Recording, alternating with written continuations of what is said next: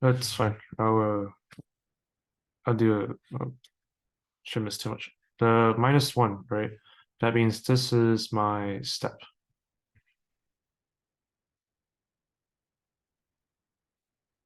So with that being said, that means for my for loop, I need to -1, -1, -1.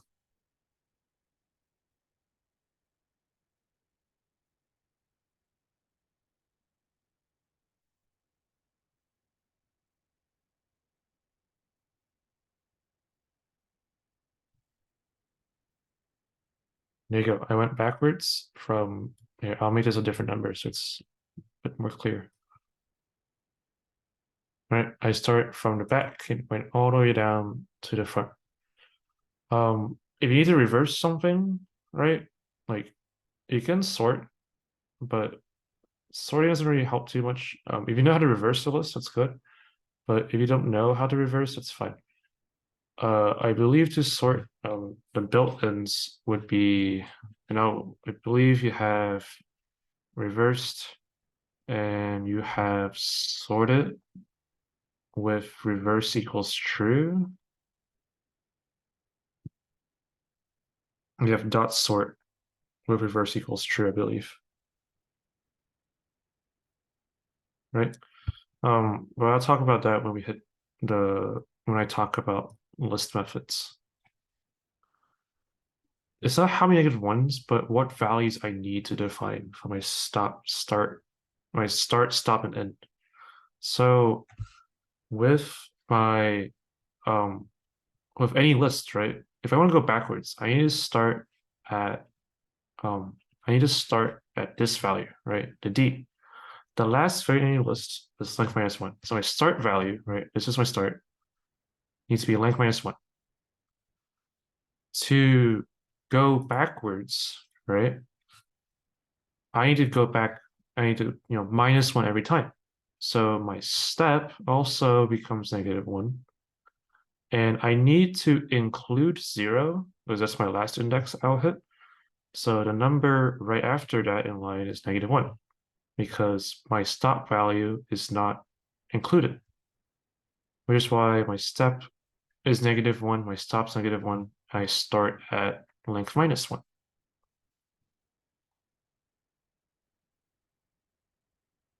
Any other questions?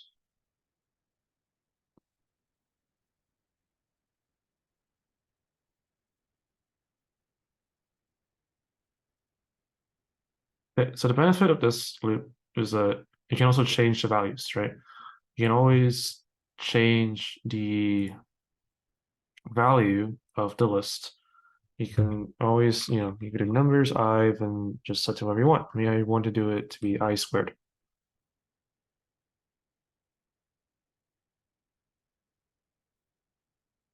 Length needs to be included because I want to loop for a list. How do you know which index you're starting at? You don't know how long the list is. So you know that for every single list, no matter what, if you're going forwards, you need to stop at length because the last index you hit is length -1. If you're going backwards, you start at the last item, which is at index length -1. So that's why you use length when you're using a list. And these are very, very critical for loops to have memorized, in my opinion. As you can see, that you can also change the values of the loop. Okay, so the second type of loop is like your string list iteration loop. So like you are directly looping over the objects you're trying to use. You can annotate. I don't want to use it. Okay. So in this, I'll do numbers.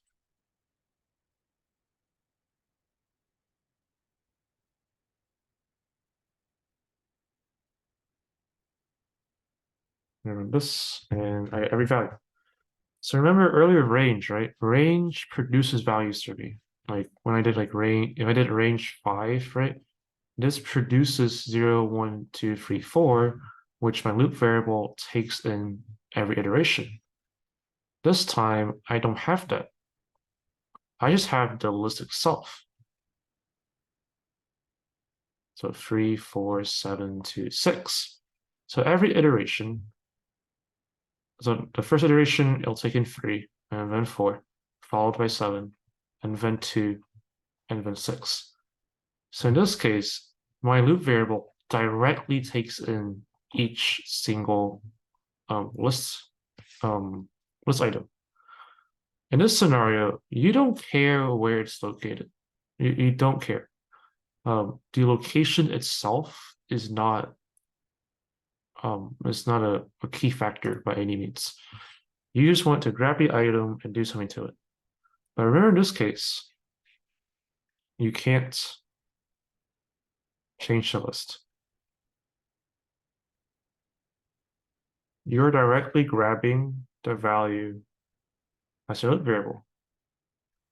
If you change a loop variable, it gets confused, right? So it's like, oh, well, I assign a different value to it. What happened to this value, right? I'm just gonna go away. Do we throw it away? What do we want to do? So when you have this for loop where you directly go over, a list or a string, then you can't change the list. And I'll show that right here. And I can do, I can try, well, I equals 6. Is this how you get the error? Oh, this doesn't do anything, does it? But this works somehow. I'm actually gonna be really surprised. Okay, yeah. You see, like if I assign the value, it won't do anything, right? Um, you can't change the inside of the list using this type of for loop. Any questions so far?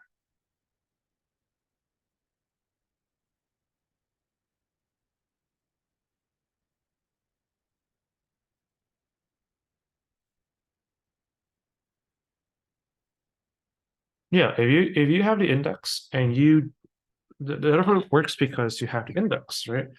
And that's just your general way of changing value in the loop, which is accessing the value at an index and then changing it. So the previous for loop will work completely fine.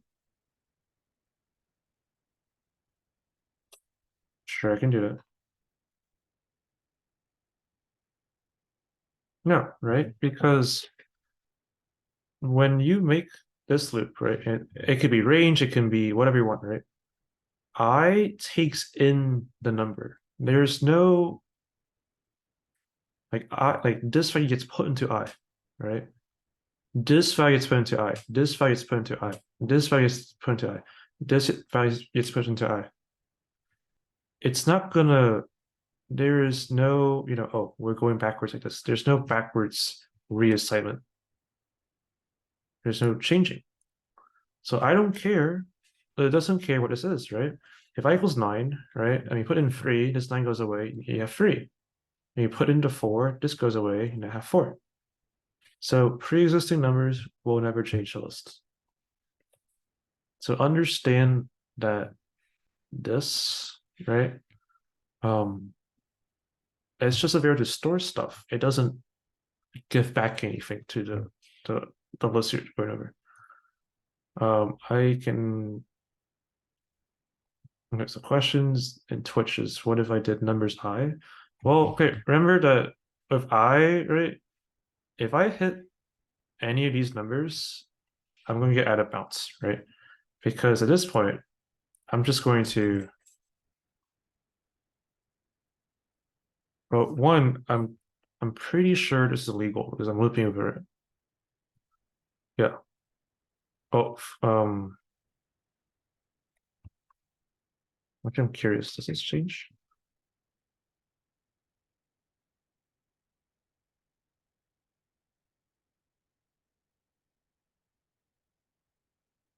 Oh,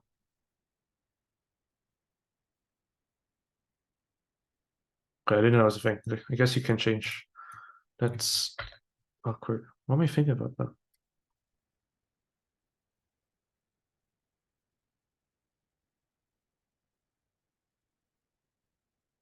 Oh, sorry. The thing I'm saying, you can't change the current value you're at. I'm pretty sure it's like, um, Let me try something. Okay, never mind. Yeah, you can change the list. Never mind. I'm thinking about something else then. But if you do this loop, I'm just gonna say don't change the lists because it's gonna confuse you. Because you're gonna go through the whole list anyways, right? So I'm gonna correct myself on this. Apologies. You can change the list, but I would not recommend to do it because if you're looking at the list, you just want the values. If you want to change the list, I recommend you do the indices. Because if you're changing the list, then you have to know which index you're changing. And if you have a list of variable size, I don't know how you would know which index to change. I guess, yeah, you can change the loop. I learned something today. My apologies then. Any questions? So you can change the list. Oh, I'll keep that in mind. Print I, well, you just, that's what I did earlier, right? I just print out every value in the list. 34726.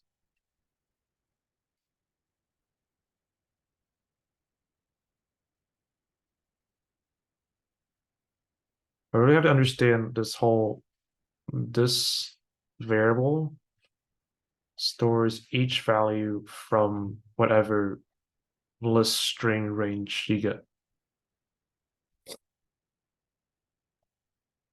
Okay. I need to look back on this one. A sort. Oh, that'd be a Java thing. That's a Java. Never. I'm thinking of a different language. Why does Python let you do this? Okay. So after this, oh, strings. Okay. You can do this with strings as well. Okay. But now you can't change a string. This I know for sure because um well, one string's immutable, so you can do this all you want. It's not going to work. Uh, yeah, okay. Strings you definitely can't change. That's by definition. You cannot change a string directly. You can make a copy of a string and do what you want, but you cannot directly change the string itself. But if you loop over a string, you get every letter, or sorry, every character would be more accurate, right? So just every letter front to left. If you want to go in reverse, you do some string slicing. I'm not going to go over to string slicing. You do string slicing to reverse the string, and there you go. And this in the you can consider this as your range as well, right? So if you need to go backwards, get rid of a letter, whatever, you can slice the string. Just remember this returns a copy, right? This does not change the actual variable. So you can do whatever slicing you want here if you need to access certain characters or skip certain characters. Any questions on looping through a string?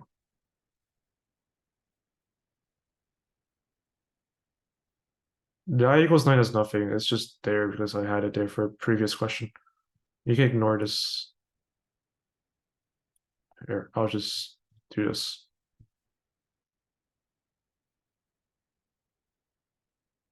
Same thing. It's string slicing. So I want the whole string. So my start is 0. Sorry, my start is the end. My stop is the front with a step going backwards.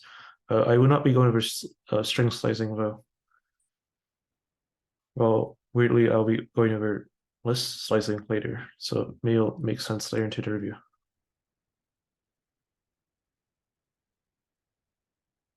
No, you can do the lists as well.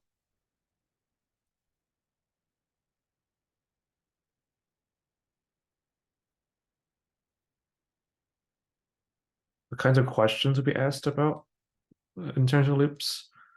Um, and you could be asked to read a loop, right? And trace the loop variable, like tell me what the value of I is at every iteration, right? Like if I ask you, after 5 iterations or at the 5th iteration, what is I? 1, 2, 3, 4, 5, right? Maybe you have some list and you're looping through and it asks you for what's the output. And then your F for Q could just be, it involves you using some type of loops. So kind of anything goes. You could be analyzing code, you could be writing the output, you could be tracing the code, you could be writing loops yourself. Any other questions?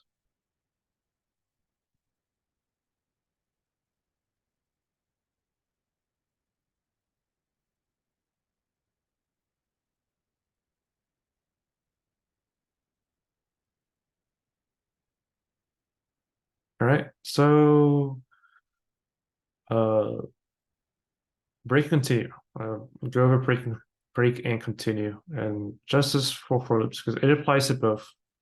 It applies to both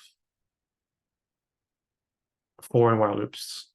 Okay, so let's do for I in range.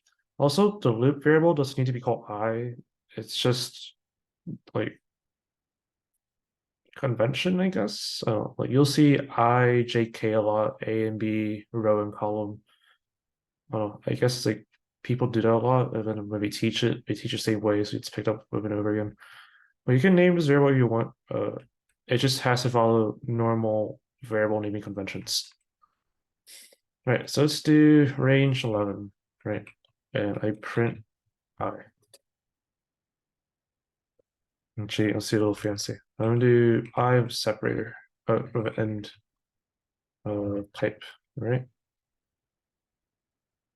So I run this, I get you know everything from 0 to 10, right? Now, if I did, let's see, if I equals 6, I break. So I became 6, got output and a break. So that means break, I'm gonna use a different color in red, uh, stops the loop it is in. It has to be the one it's directly under, right? If you have like a nested for loop, right? And you have like a break right here, this break, because of this indentation, belongs to this for loop. If I had a break right here, right? Like the same indentation as this one, right? If this indentation, this break belongs to the other for loop. I could move this break like in front and it still belong to the other for loop. So you have to be very careful of where the break is located. It has to be indented properly, and you need to identify the correct indentation to apply the break to correct loop. Because if you over indent in a nested for loop, you might get some weird stuff. If you under indent in a nested for loop, you also get potentially awkward stuff. Uh, to make an example of that, I'm going to expand my for loop a bit. For I in range, not range, 1 to 11.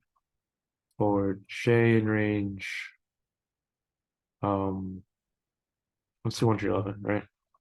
I'm going to print I times J and equals, I'm not creative, there you go. Yeah, okay. I'll do this. And then I'll do, yeah. So if I did break in here, right? You can see that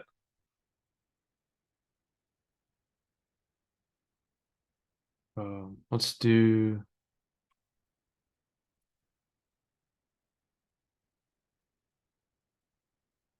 I don't know how to show this the best way. Oh wait, I'm done. I just use the debugger. Okay. So if I run this through the debugger,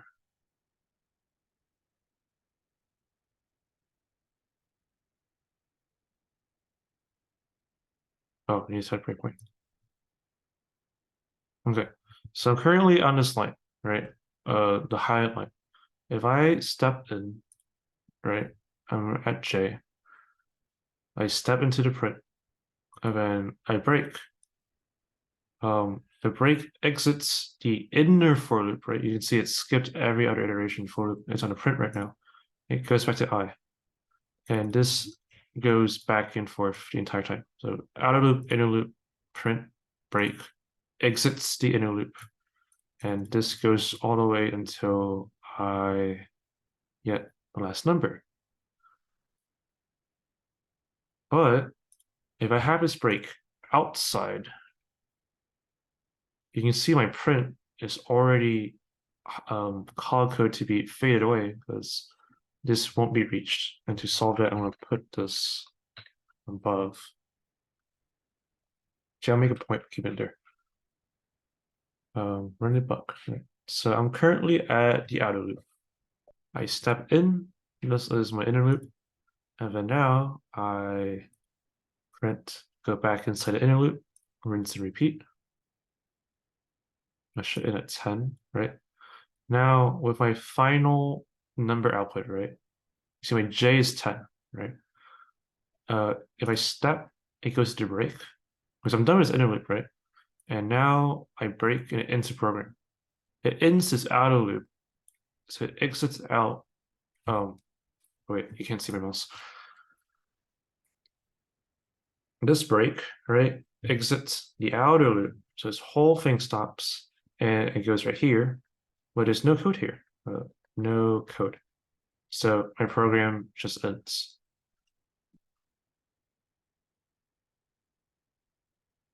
Can someone share the link, please?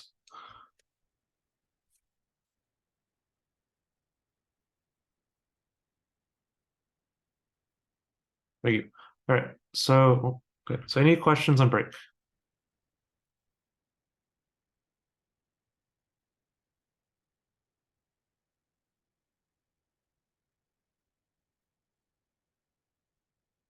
All right, let's do continue. Continue just skips the rest of the iteration. So I'm going to do the same thing again, except I'm going to do continue right here.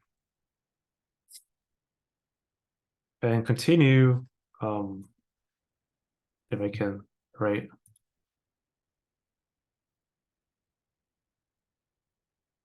Skips rest of code.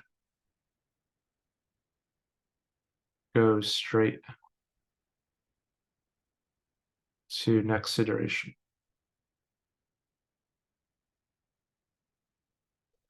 And we debug this. Okay. So you can see that I'm currently in the first line. I step in, my I becomes 1. Right here, I is 1.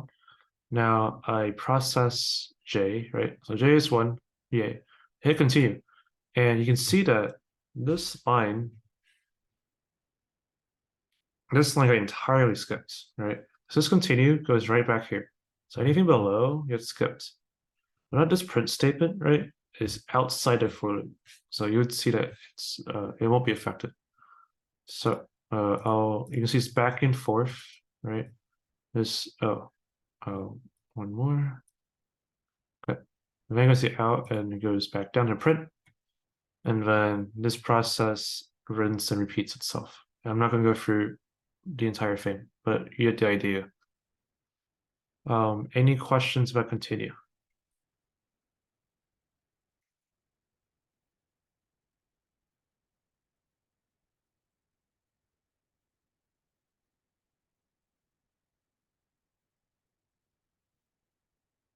So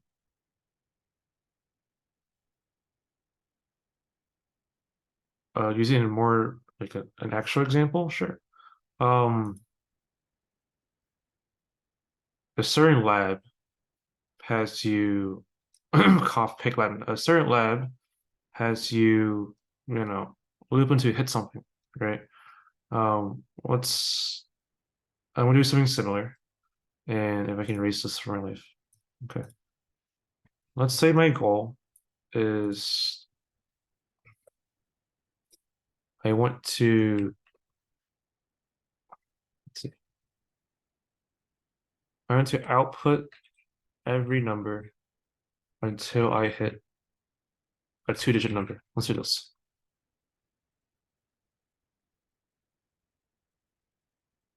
Yes, break would end the loop. Continue just skips the iteration of the loop.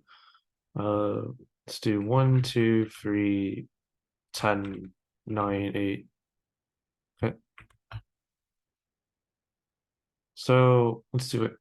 So for number in A, if string number, if length string number is 2, so this is a 2-digit number, right? It is 2 digits. If it's 2 digits, it'll have 2 characters, right? Break. Then I'm just gonna print number, right? So 1, 2, 3, 10 is 2 digits. It stops the loop entirely. If I want to output every number except 2 digits, right? I'll make this like 81, right? I use continue.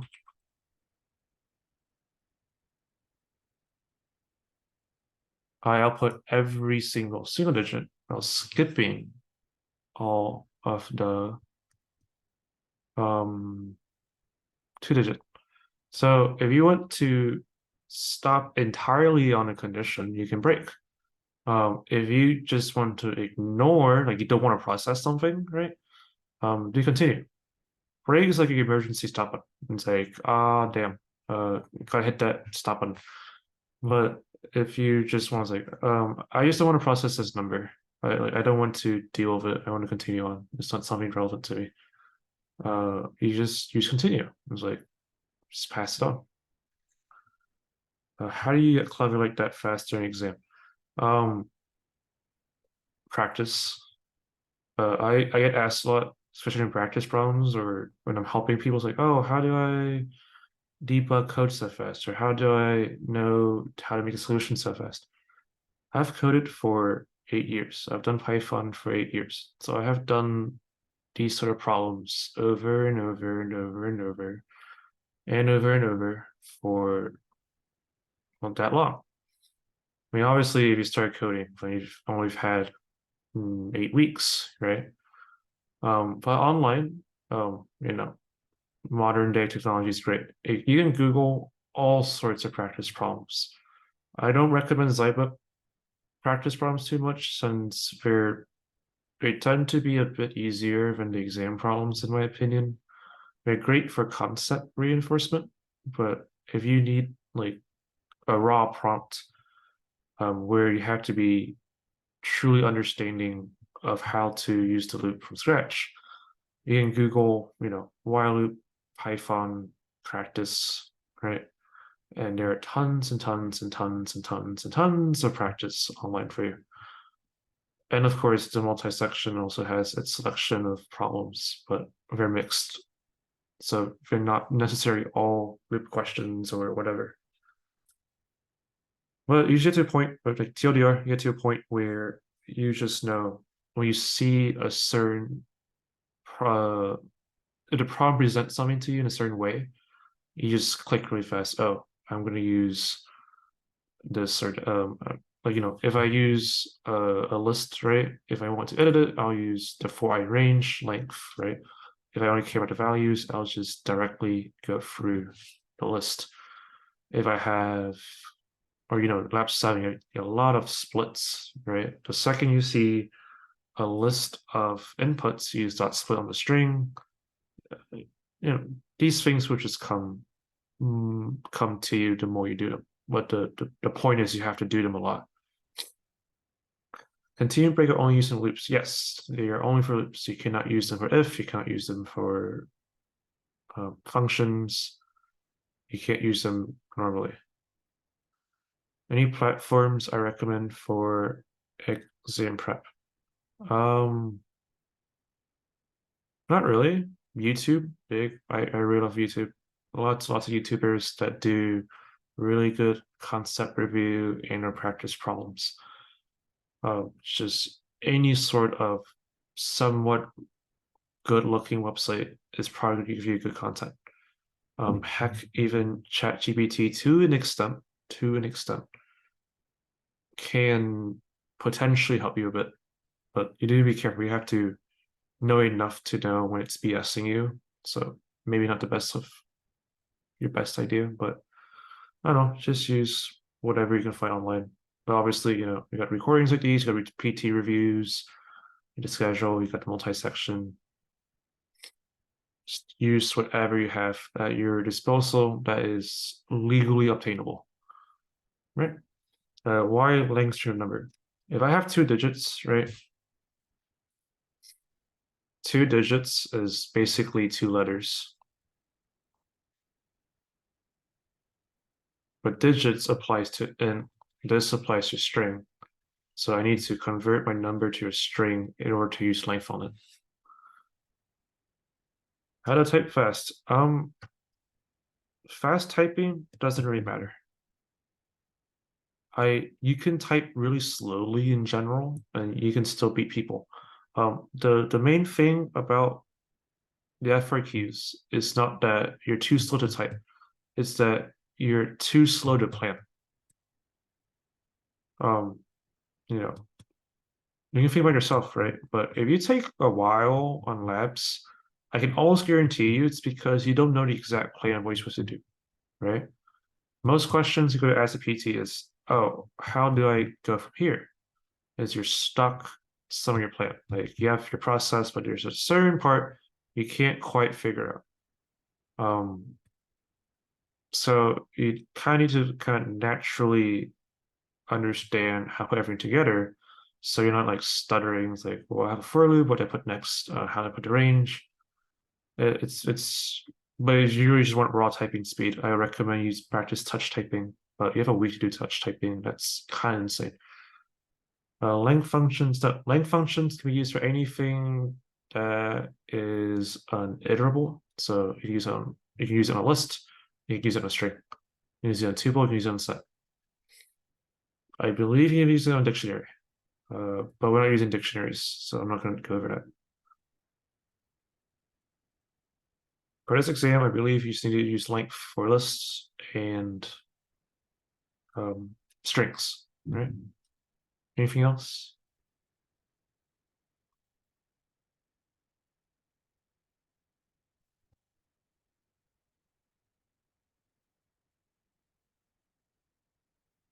Okay. Let's do one last thing, and this would be um, I'm gonna see if any of you people actually read your books, and I'm gonna do something kind of weird. Not hey, well,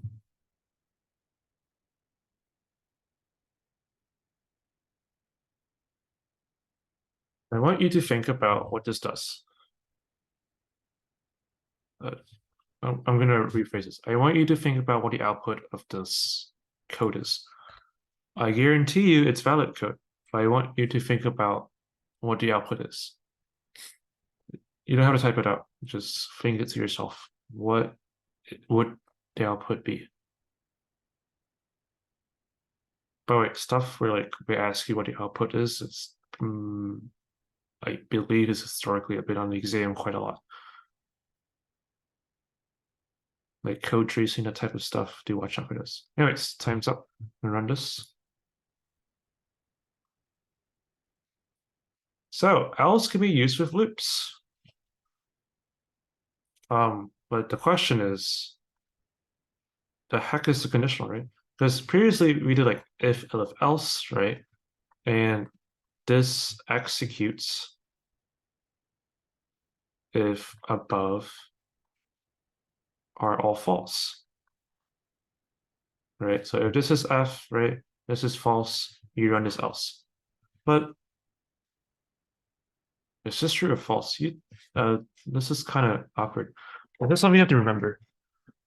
For a loop, and else can be used with while loops. If you do for else or while else,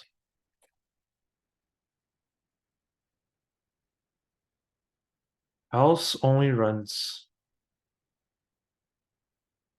if you did not break the loop. Oops. I believe it, I can't remember. I think continue is fine, but I don't be sure. Yeah. Continue is fine. Maybe do break. I don't print it up. You do need to know that if you use else directly with a loop, it has to be right under the loop. You can't just put it like willy-nilly. It has to be right under the loop. Like no code right here. Like you cannot have code right here. Like this else has to be right after the for or the while. If you did not break your loop, you're good. Like break, like the keyword break. Like you don't have something that forcibly broke your for loop, this else will run. So you can see that since I broke, I don't have a high output. Now, this is kind of weird. It's like, why is this ever useful? This is useful whenever you break on a condition. So a lot of times, you might have code where um, let's say I want to, I'm trying to think of a way to not accidentally commit academic dishonesty. I want to, let's do find duplicates, right? Assume this is always what. So in a list of sort numbers, right? If you have a duplicate number, they're gonna be right next to each other, right? So we can just do this. So for I in range length of a minus one, a minus one, because when I compare, I want to compare. I'll do a small example. I want to compare this one to this one, this one to this one. And since they're sorted, I don't have to backwards check. That's not needed. But note that if I do this one next, this is out of bounds. So you just stop right before the last element, unless in the last element is length minus one. So let's have break undo if AI equals AI plus one, so the one next to it, and I'm print on duplicates found.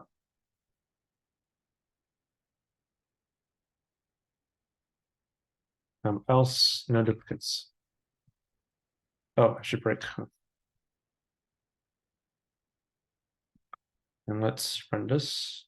So I found duplicate, right? If I take away this four, I run, no duplicates.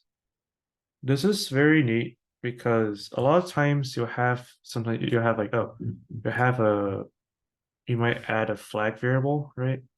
And you set it to like true. And then instead of here, you'll have like flag equals false, right? And then here you have like if not flag. So it saves you a bit of brain power not having to deal with flip-flopping a flag.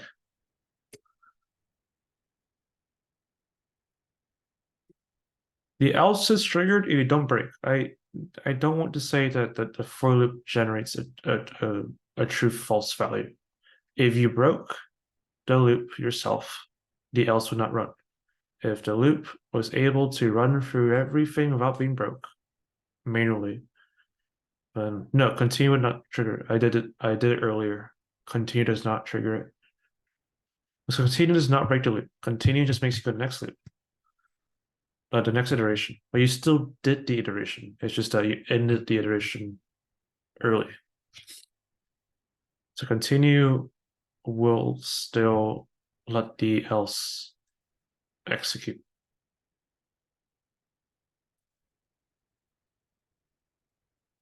Any questions?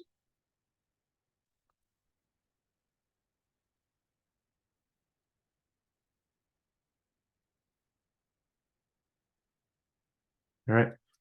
Let's see if Ernest problem.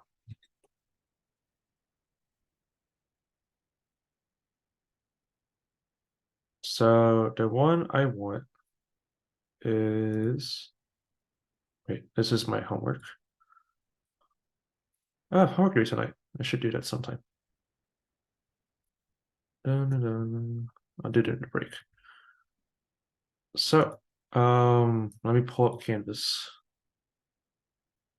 and find the practice problem I want to do. The practice problem I'm going to do is the additional practice. It's from the additional practice problems on PDF on the multi-section. And I'll show it on the screen as well. I want to do number 2. Okay. So I'm gonna full screen this so you can read it with me. Sorry for the white note. Can I? Okay, it's all there. Okay. So write a program that will ask the user to input 2 integers and calculate the sum of the integers between the input numbers inclusive and there are multiples of 4. If the user enters the second integer as smaller than the first, print a message and do no calculations. Implement a loop to compute a partial sum. Do not use list tuples or roots. So let me copy this problem. Now you can see this is the input output, right? So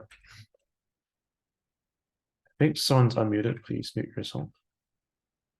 Okay, so this is Q2 from additional, like the file name is something additional practice problems.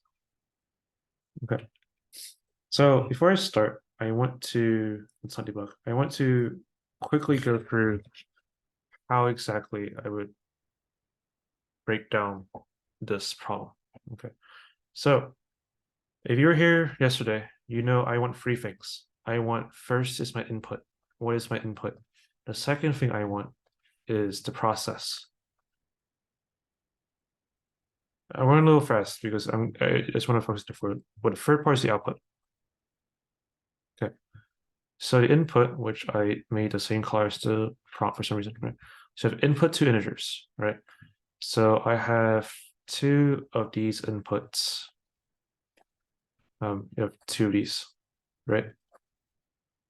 And I calculate the sum of the integers. Okay.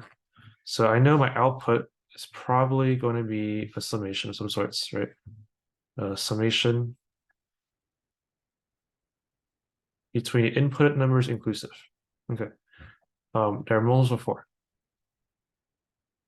The question becomes now, which loop do I use? Because I know I need to go generate some numbers, right? If I want to so I need to generate numbers, right? And 2, I have a step value, right? And I know what values to go through. This is everything the screen's for loop at me. There's a for loop where my range is a, b, sorry, ab plus 1, 4. This is my step. B is my input. B is in like the second number, right? A is my first number. I don't have a condition I'm running on. There's no condition here. Well, okay, there's not like a strict condition here, right? I just need to go through. I have a start bound, I have an inbound, and I have a step. That means I use range, and if I'm using range, I only use for loop. Is there any questions so far of how I decided to use a for loop? Like this is like probably one of the most critical parts of doing this problem. Is identifying which loop to use and why.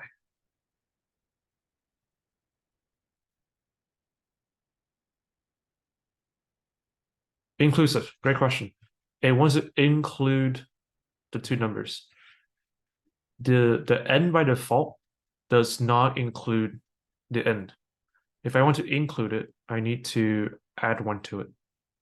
Not 4, just 1.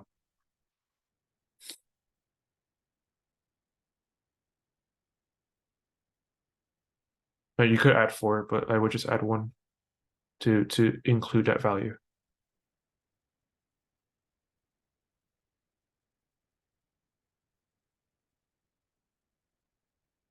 All right. Let's see. And then it says that if my second integer is my first print message to do calculation. So I have some input validation. Okay. And notice it says do no calculations. This means no while loop. No while loop because I'm thinking, oh, if they do an incorrect range, do they want me to ask them again? And if they want me to ask them again, that's my condition, right? I need to keep asking until they give me two valid values. That is an indeterminate amount of iterations. I don't know how many times I need to ask, right? So if they wanted me to ask again, I would need to use a while loop. In this case, it says don't do anything else. So if I'm not doing anything else, there's no while loop. I do not need to keep asking for input. Is there any question of why I know not to use a while loop for input?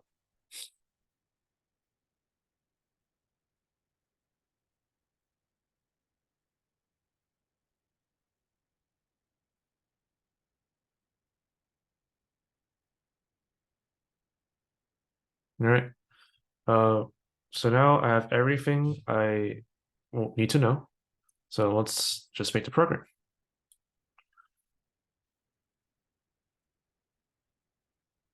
Do, do, do. Okay. New. Let's do this. Okay. I should have space. All right. If it's stop at a certain point for a loop,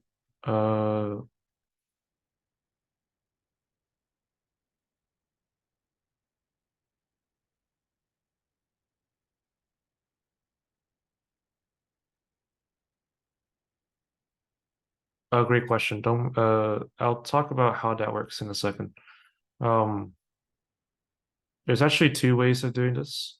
But I'll talk about why you stop. But note that I haven't seen this problem before, so I'm just putting what my brain puts. But I'll show an alternate solution as well. I know what you're talking about. So hold your question for now. So my input, right? So I have let's do input. So two numbers, right? So we can do a. What do you say? Is not really good enough. Oh, we do a whatever. Int input. Enter. What was the prompt? Say it's set to use enter integer one. Okay. So enter integer one. B equals int input. Enter integer two.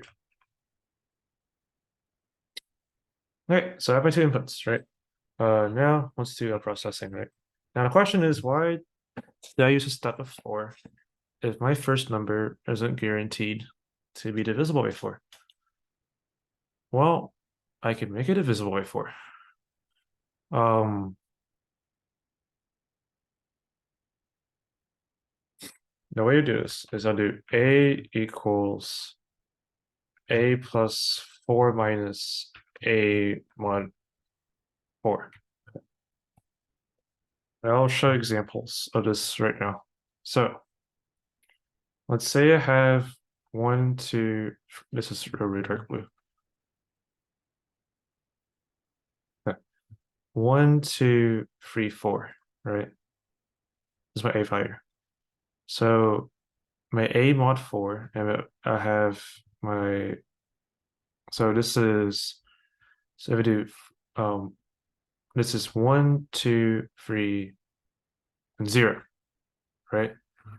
So if I do 4 minus this, right? So it'll be 1 plus 4 minus 1, 2 plus 4 minus 2, 3 plus 4 minus 1, 4 plus 4 minus 4.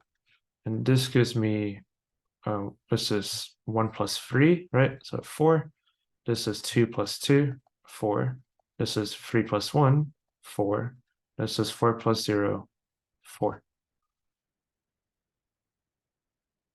I've done this before, so this is what I usually do. The other way to do this is you do a while loop. Um,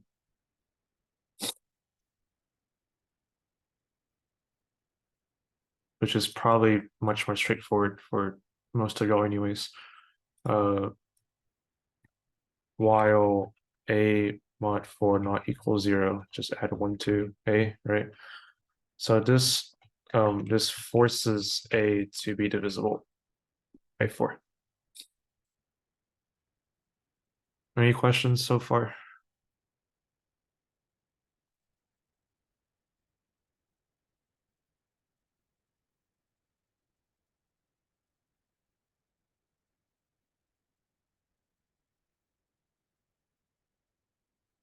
Okay. So it wants me to add up everything without using a list 2-1 array. So I can just have a counter, right? And I'll just add the value to that every time. And it'll print where is it? The sum. I'll just copy paste. Do, do, do.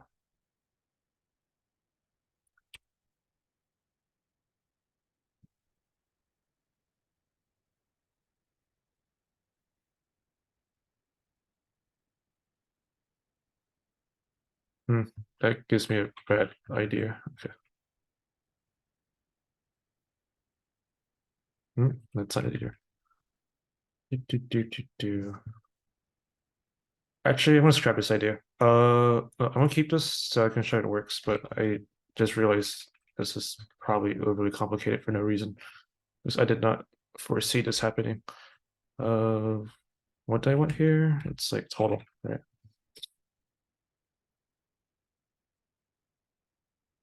Could be just really stupid. Yeah, this should be A. Then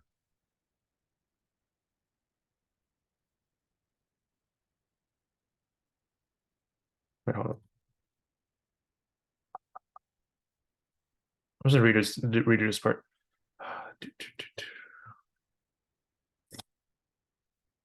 So easier for range A B plus 1 4 this.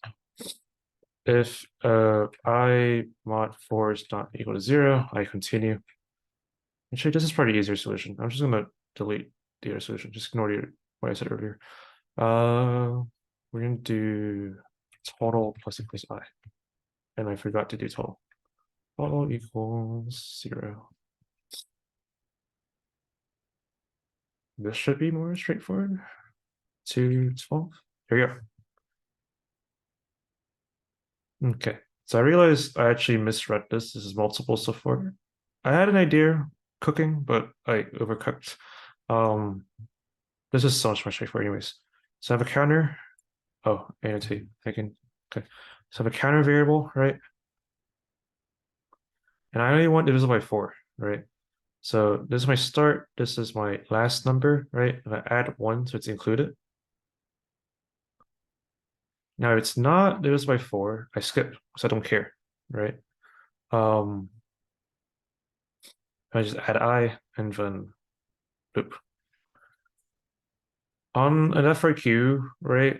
I hopefully I would test my code, right? And then see if this works or not. Um, and I've seen it. What I did was really wanky and wonky, and I would just do this instead. Ugh. So, anyways, any questions about the actual easier way to do the correct way of doing this problem?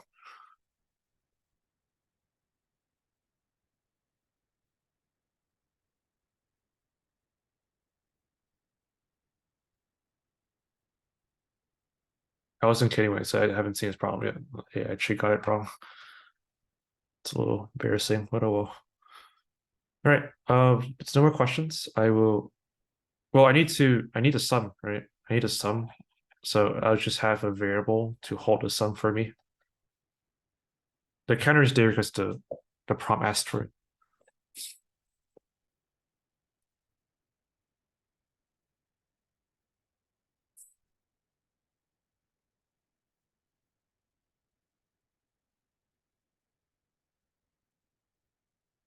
Right, we need a break. We will reconvene at 9:35. I will still be here, so you are free to ask me questions until then. Any questions for you? Can you run it through a debugger? Sure. I'm gonna break. Let's do right here. Why did I put continue? I do not want to add. I'm only adding numbers divisible by 4. So this, I'm going for this in this for loop, right? Actually, I'll run the debugger and I'll show you why. Um, it's all right. I need to enter. So it's like what 2, right? And 12. Okay. So is there a great way to figure out if you're overcooking? If you're you kind of just have to test it. Usually the problems are very straightforward, and I kind of knew something was wrong when I had to do a fancy math thing to adjust A, and I'm like, that's probably wrong, but I'll go with it anyways. And I actually did end up being wrong. I don't know. You just when you check yourself, or if it seems overly complicated, you're probably overcooked. So, anyways, so by the time I get this for loop, right, I have my 2 inputs and my sum. I know I did not name the sum because sum is a built-in function. I do not want to interfere with that. All right, so I step into the for loop. And I start with I equals 2. So I is now 2, the start number, right? So my if statement, right? 2 mod 4 is not 0, so I continue. I skip. I don't want to add that number to total if it's not divisible by 4, because the prompt said to only add it divisible by 4. So the continue allows me to skip this statement so I don't have to worry about adding too much. For 3, same thing, it's gonna continue. Now here, I is 4, and it actually is 0 when you modulus. So we can continue with that. And let's repeat, right? Now it's 5, continue, 6 will continue, 7 will continue. And then 8 will be added. You can see that 8 just got added to total. Now, one more time, bloop, bloop. 10, 11, 12 should be added, and there you go. And then, yeah, and that's the end of my program.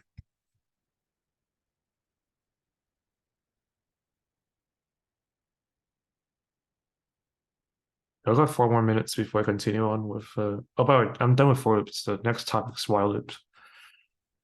Next topic.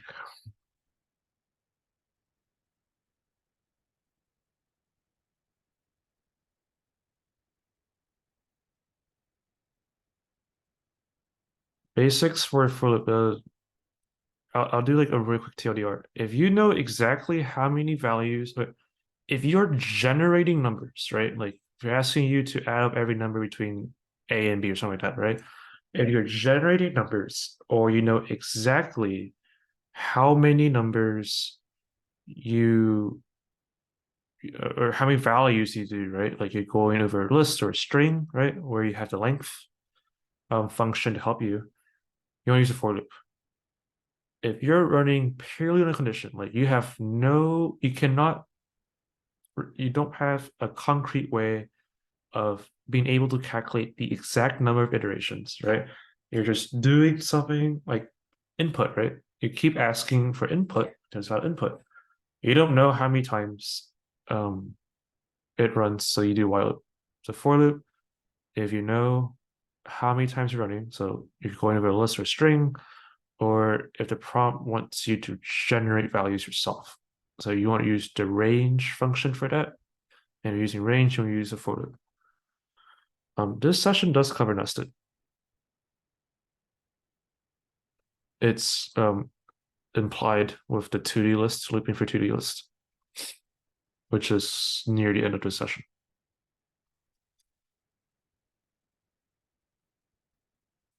I'll only be covering 2D though. I do not believe they would be past two-dimensional.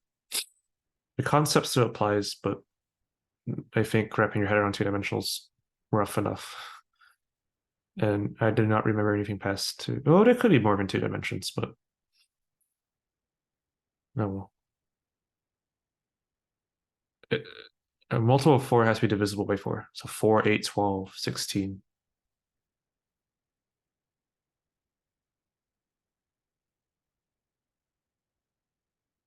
That's why I check if it's not divisible by 4, so I can skip it. Because I only care about the numbers that are divisible by 4 in the first place.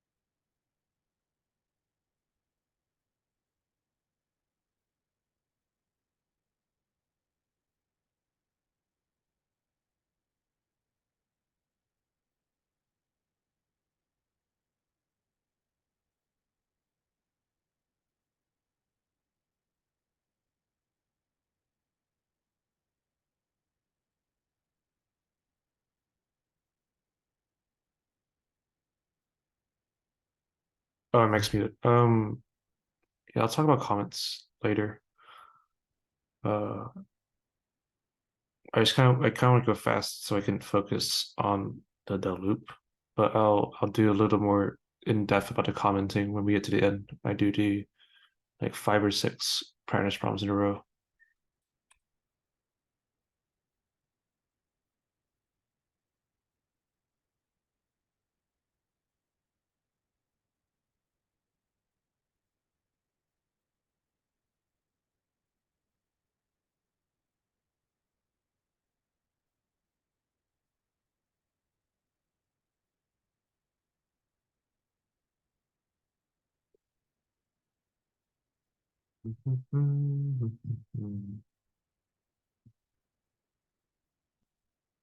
Oh, it's 9:35. All right, let's start doing some while loops then.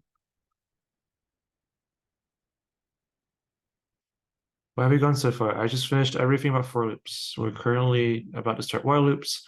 After that, we'll do lists, followed by a ton of whatchamacallit, practice prompts.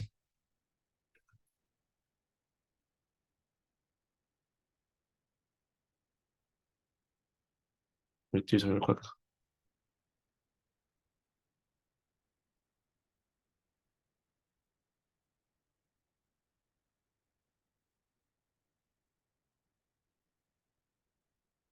All right, let's go over while loops. So, like I said, right, with while loops, excuse me, with while loops, if you have no idea how many times you write it for, you just know it needs to run as some condition is correct, or condition is existing, then where's my, here it is. Then you want to use a while loop.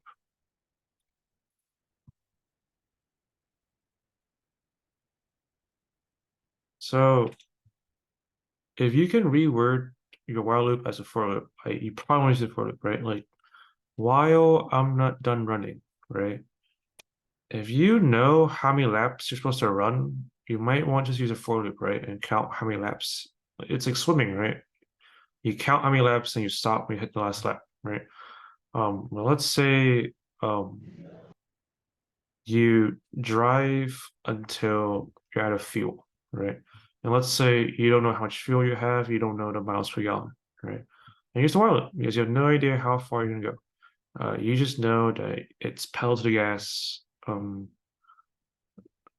probably used the expression wrong. Until your car stops because it's out of fuel, right? So the general format of a while loop is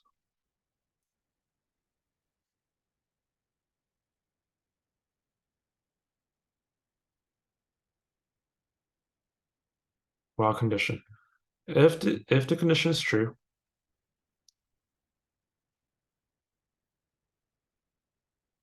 you do code in here.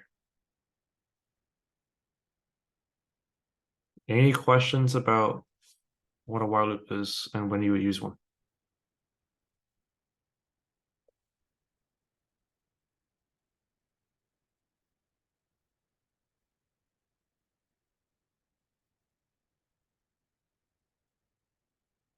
Okay.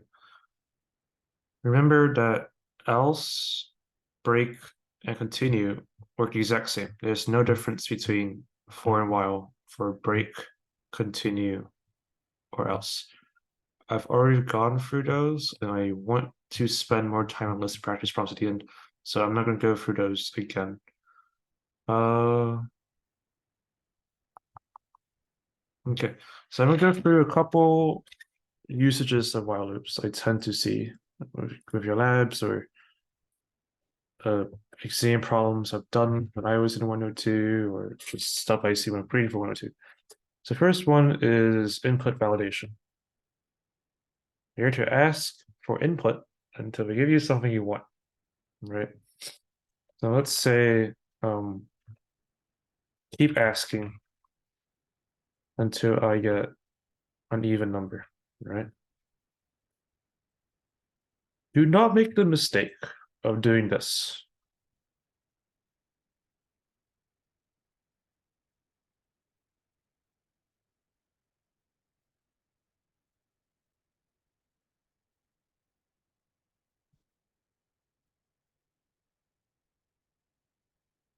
Okay. An error, right?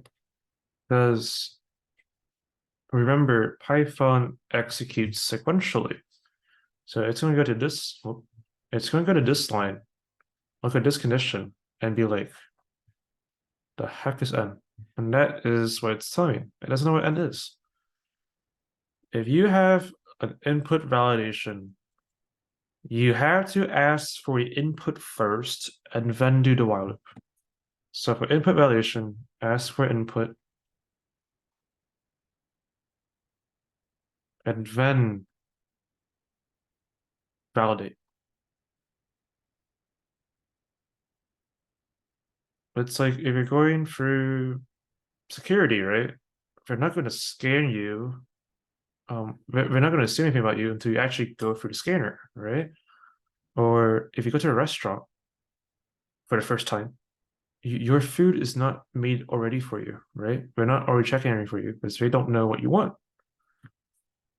Like, those are two terrible analogies, but you need to ask for input so Python actually can compare or do the condition, execute condition. So in this case, I need to ask for input, right? And then, okay, the condition, right? I, it's until I get an even number, right? So I keep going as long as the input is odd, right?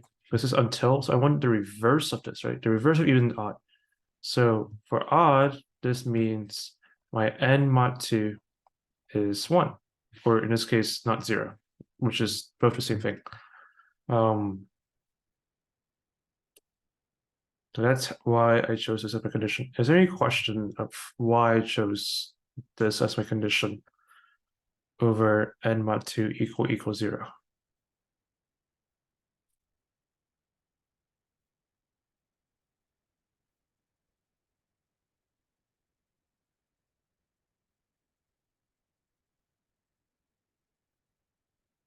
Okay, cool. No questions.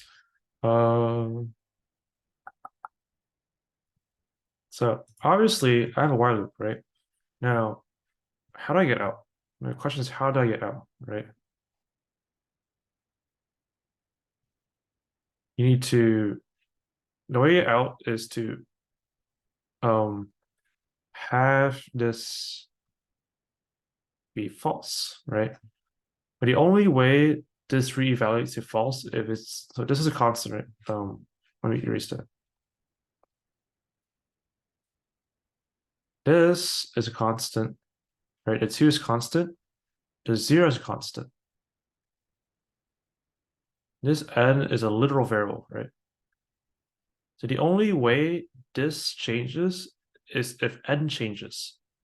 So you need to, let me clear this. You need to update the variable. If you don't update the variable being checked in the condition, you'll never escape it. Oh, without a break and a if statement that saves you. But you know, if I did not update n, I will be stuck in here forever. Like if I did a different variable on accident and I did this, I will forever be stuck in here. I'll do for so like I'll do like 1, right? No matter what number I put in, oh okay, I put it in the space. For no matter what I put in 2 even numbers, and I still kept going, right? Because I put the new input in the wrong variable. Now if I do this and I rerun it. So as long as I type in an odd number, I'm good to go. The second I type an even number, it stops. Any question about the while loop?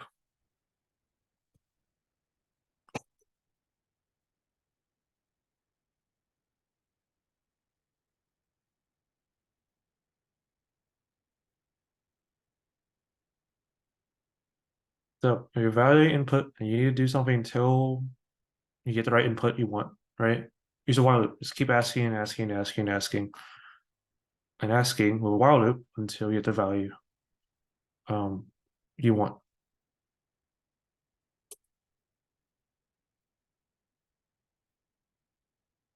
Another, I don't know, another way I sometimes see while loops is you want to force something to be a certain value for you. Um, let's say, like y'all remember that Capricorn's constant lab, right? Wait, Capricorn's constant is, oh, I can't talk about that lab. Gosh dang it.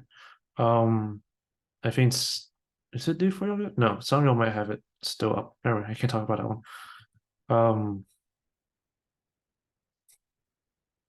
But if you think about it, right? I'll say this because I'm not to say this as a PT to a student.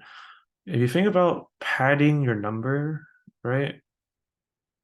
You could do if statements and add zeros to your number at certain lengths, or just add 0 to the front until the length is 4, right? So that's another way to do it. I'll do a similar looking thing. Um, this would be, let's do a practical example. I want to pad unsigned binary number to 8 bits. Has 8 digits. Okay. I'm just doing this because it's part of my midterm tomorrow. Let's do I don't know, bit equals input, right? And I want 8, right? So while length of bit less than 8, I want to do bit plus equals, oh, sorry, equals 0 plus bit. Okay. So print bit. So let's say that I can't spell. There we go. So let's say I do a very big example, right? And I do nothing, right? And I put nothing, right? It's gonna do my starting length is 0, right? and it's going to pad 8 zeros. If I wanted to do, 0, 1, 0, one like this, right? Again, same thing. If I did exactly 8, no padding, right? If I go over 8, still that's completely fine, right? So you can see that if you want to adjust your input, whatever, right, to fit a certain format, but especially it's a padding type, anything that has to do with padding or adjusting a number to a certain value that follows a certain rule, a while loop's your best friend in that scenario. Any questions so far?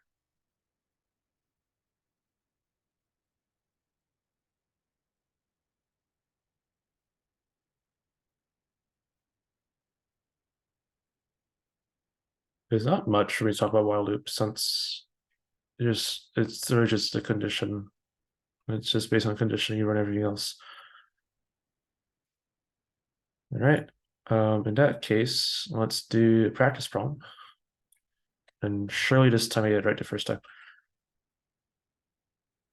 Bring out the So if you go to Canvas and you go to your multi-section, it's in white mode, I'm sorry, and you go to multi-section right here, we'll say my information.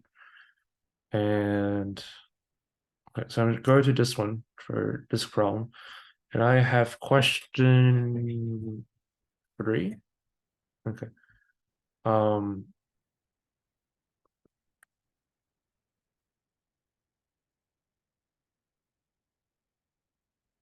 write a Python program to play a simplified version of the game Hangman. Have user 1 input a secret word with minimum length of 6. Then take as input from user 2 one at a time until they guess the letter not contain a secret word. At the end of the program, print out a number of guesses and a secret word. Okay. Uh, so it's not like I keep guessing until I guess. It's just I guess until I get it wrong. Okay. So I'm gonna copy this. Well, if I can, I'm gonna copy this whole thing. I'll put this to the side. Ah, beautiful. Okay. All right. So I'm gonna do a little more for analysis because this while loop was really fast. Wait. Question. You think that if they ask this question, they would say to not use end modules? Okay. If there's a question that restricts something from you, it's because we want to test you on something else. Restricting modulus would be too strict in my opinion. Generally, they will restrict you from using like lists, like containers, like list, dictionary, sets, that type of stuff. Because there are list methods that make the entire um problem like obsolete, or like they want you to rather use a for loop or a while loop and do like a counter of some sort rather than put in a list and then spam your lovely um list functions and finish the problem like 4 lines. All right, so I'm going to analyze this problem and show you this time more accurately. Again, oh, also more friendly colors that don't match the prompt. So I want the input. Let's look for input first, right? So I've user 1 input a secret word with minimum length of 6. Can someone post well, the answer is yes, but the link to the recordings, can someone post that for me? Okay. I would argue that this problem's kind of vague. I don't know if I'm guaranteed a minimum length of 6 or not. But here's the thing. I don't know, right? I should not assume the less strict. I should assume the more strict, which is they input whatever you want. So that means for user 1, I want to keep asking until length of the input is greater than or equal to 6, right? This minimum length of 6. So this is one while loop, right? And then take as input from user 2, one letter at a time. Okay. So user 2, keep asking for letters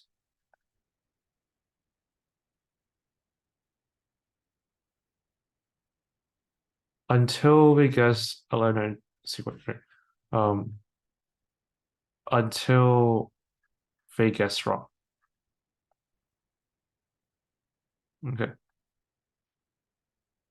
Or as long as they guess correctly. You always you want the condition because while it's run while true, right? Like the condition needs to be true for it to run.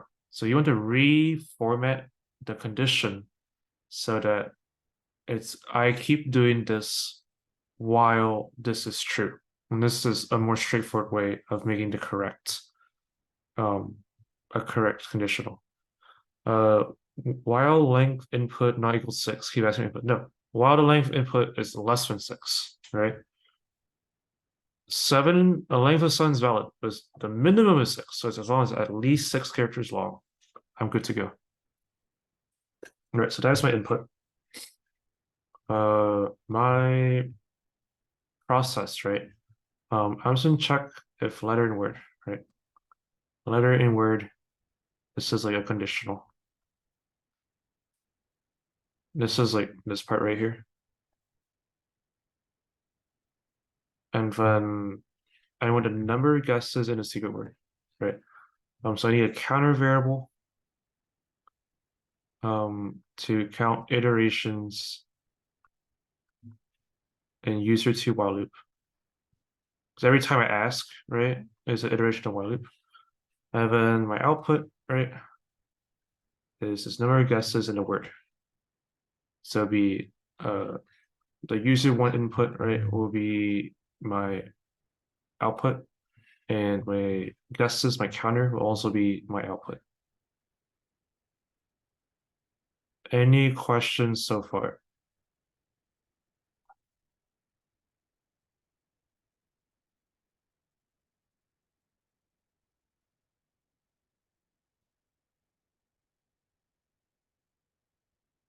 Okay, so let's go ahead and write out the code. Now I write comments. Now this time I write actual comments. We keep asking you to write comments for your thing, right? And it's not because we want you to waste your time. We want you to play your code and write comments such that you know what you want to code. If you don't know what you're coding, how am I or whoever's grading? I'm a PT, right? Whichever PT is grading, right? If you don't know what you're doing, how am I supposed to know what you're doing, right? But if you have comments where it's like, oh, I at least thought about this process, right? You can get partial, and the word is can, not will. Can. We may give you partial credit, but it has to be like within common sense reason that it's like close enough to what we're looking for. If you put some random comment out, then you won't need the points.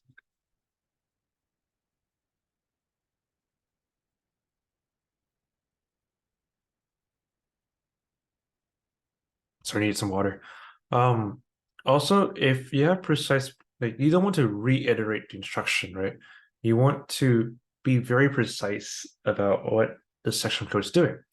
As the more precise you are, it means the more you know what you're supposed to do, right?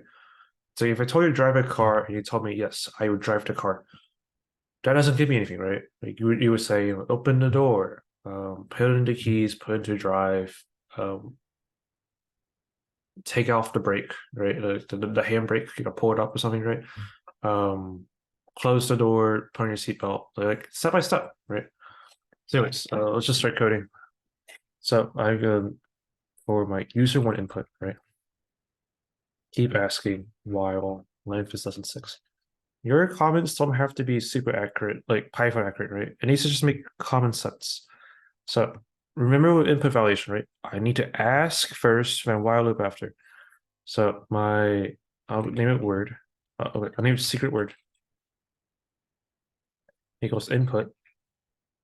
I need to look at a prompt. What was the prompt for it? Oh, okay. There's no example output, so I have the liberty of choosing what I want to. Enter a word at least 6 characters. Wow. Let me shrink this work so it's not in my face too much. There you go. Okay, look at that.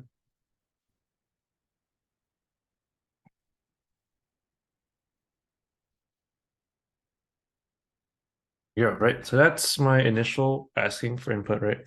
Now do a while loop. So while length of secret word is less than 6. I'm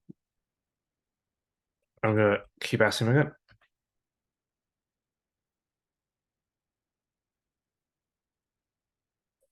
So I have a condition, right?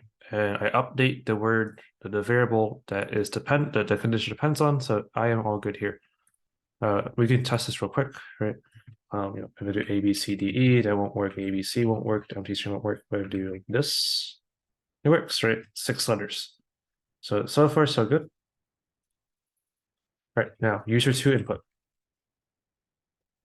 Keep asking until they're wrong, right?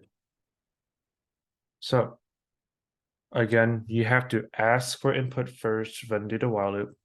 So undo guess equals input. Enter a letter. Okay. Now, here is where you get very strict. Again, I argued this problem is too vague. Is the user actually gonna put in 1 letter, right?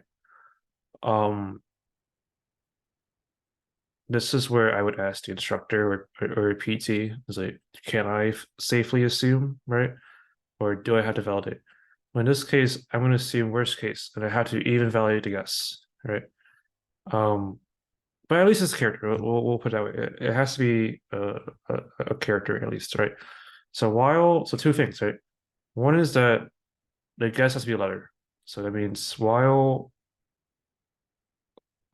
length of guess is not equal to 1, right? Or uh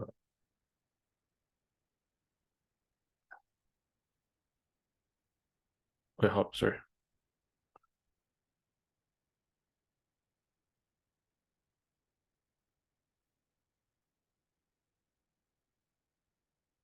I'm trying to think how I would do this. If I had to make sure it was equal to 1 while I equals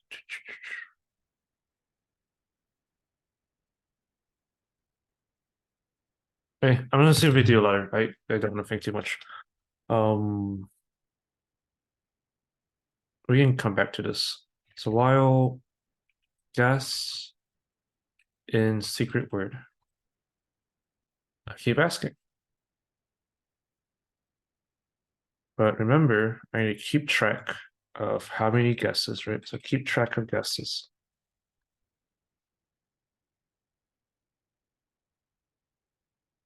So actually starts with 1, right? Because I asked first already. So in here, I would just increment that by 1, and then oh, sorry, while guess. Okay, we'll do this. I'm overthinking I'm just overthinking the program. An output print. You made guesses, and the correct word is secret word. I'm just really overthinking this program. I think this is like bare minimum. Should be.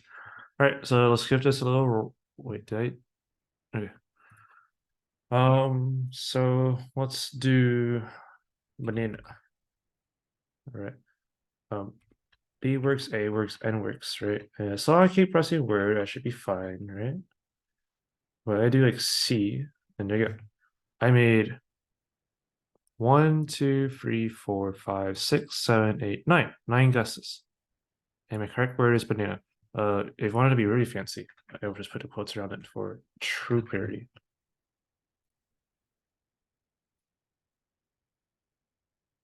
There you go.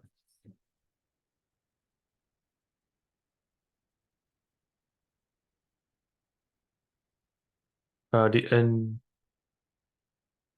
Oh, can you explain the while loop with N? Oh, so I just realized this follows me. Let me annotate. N just N is I want to say it's a relational operator. It's a relational operator. Double check me on that. That gives you true if the left side is contained in the right side. So the right side is like a list or a string or like a tuple, right? And the left side is a value. So in this case, this is a string, this is a letter, right? So this is saying, is this letter contained inside this string? Because if I'm guessing a correct word, right, that means my my letter is literally inside the word. You can review this in the review VOD from yesterday. I initialize an input in a for loop without an outside initialize, but not in a while. Oh, if your input, right, like both are while loops, right? They are both dependent on the input. And by sequential order, right? If you do this without like this line, right? It doesn't know what secret word is. Like it at this point, it's like if I count this out, right? It does not know what secret word is. Like I have not defined secret word anywhere before.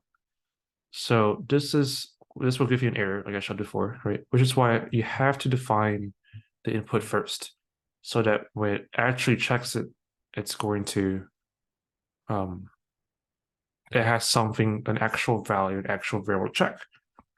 Um, a for loop, right? It doesn't care. It doesn't care what you want to do. It only cares that it needs it loops the amount of times, right? And it's based on are you looking at a list, a range, or whatever. It does not care about your input. It only cares about is there a next value to loop on. There's no if statement, there's no condition to run. It's just internally, is there another value to take in from your list or string, whatever. But for while loops, generally for input validation, you are your exam is typed. Um, it's the same as your quizzes and stuff. For your well, I was told it was a typed exam. The For while loops, generally you're checking the input itself in the condition, so you have to declare it before. Otherwise, you would have a while loop that has no idea what variable we're talking about because the definition comes right after it. Any other questions about this practice problem? And let me close this so you can see the whole program.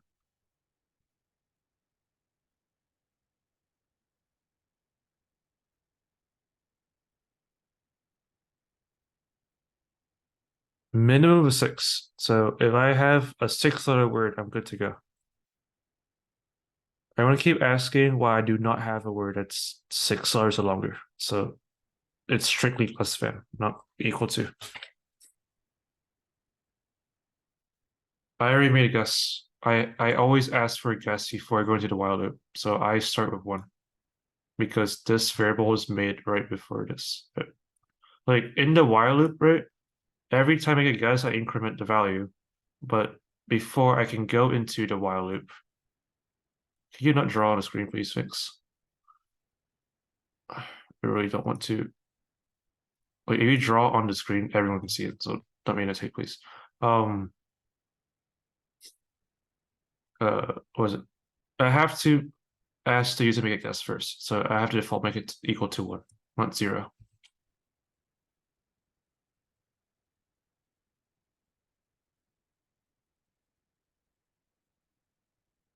Like you can also just count the you can count the guess, right? So I have one here, right? And I have one here. And then this is plus one, plus one. So I have my guesses made it reflects the amount of inputs. No, I mean this one just said just keep inputting until they hit a letter. The prompt just says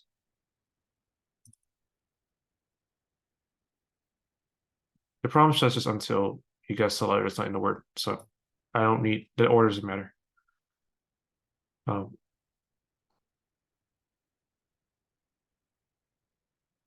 but I'm going to be honest. You only need to read the prompt.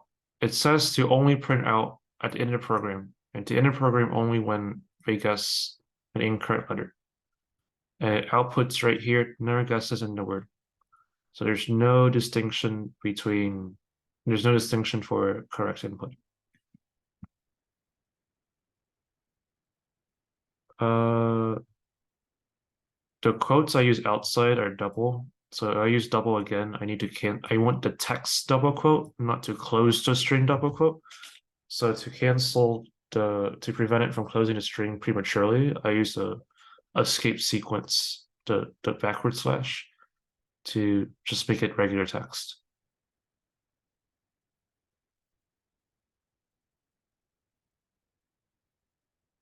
I use single quotes, but I wanted to use double quotes. I said I want to use double quotes, so I will use double quotes.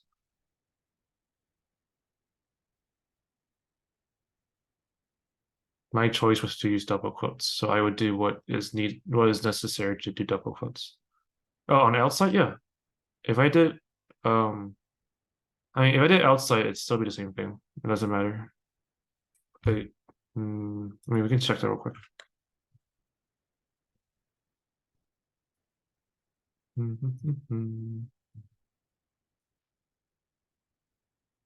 See, doesn't really matter. But in this case, I can say remove these and nothing will happen.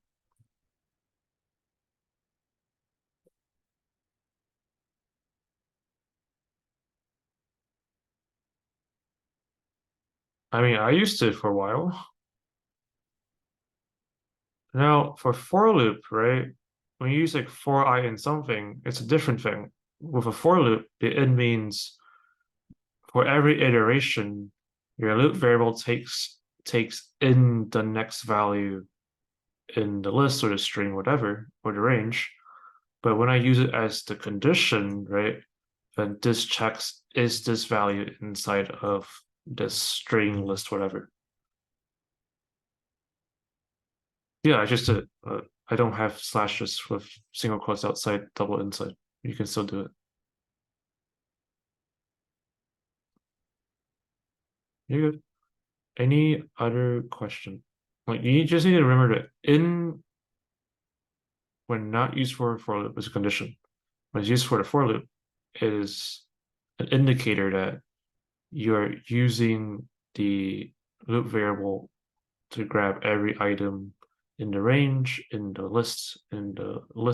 string, or whatever.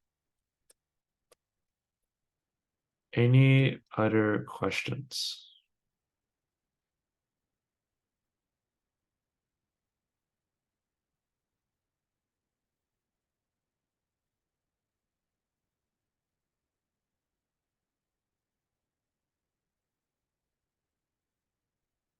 I mean, it says user input, right? User want input a secret word, so that's what I did.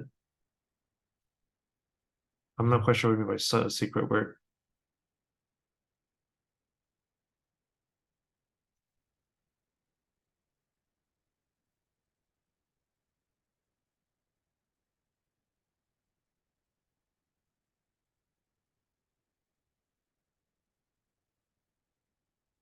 I'm assuming the user inputs only a letter. Because I'm not checking if my guess is the word. I'm checking if the guess is in the word. I'm using a letter type. There's no way a letter matches a 6+ letter word. So I'm checking if the letter exists inside a string or not. Like with this, right? I'm going to check, is the letter I guess inside of this word? It's just like when you play Hangman, right? If someone tells you the letter I guess, you check if that letter is inside the word or not.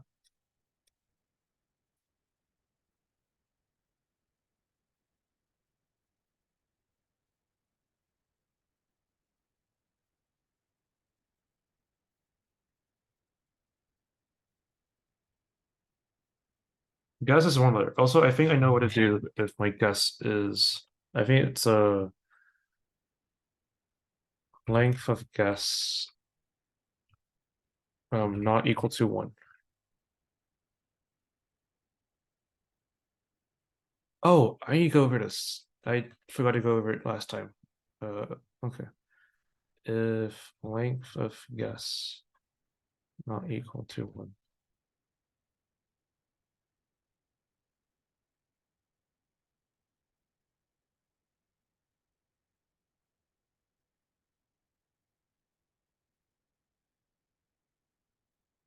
I need to try this.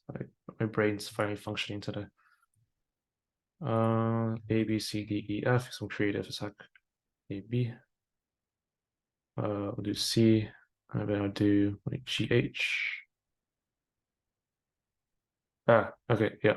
Maybe I'll do like H2. Okay, so if I had to make sure that the guess was had to be 1 letter long, then I abuse a certain mechanic with OR.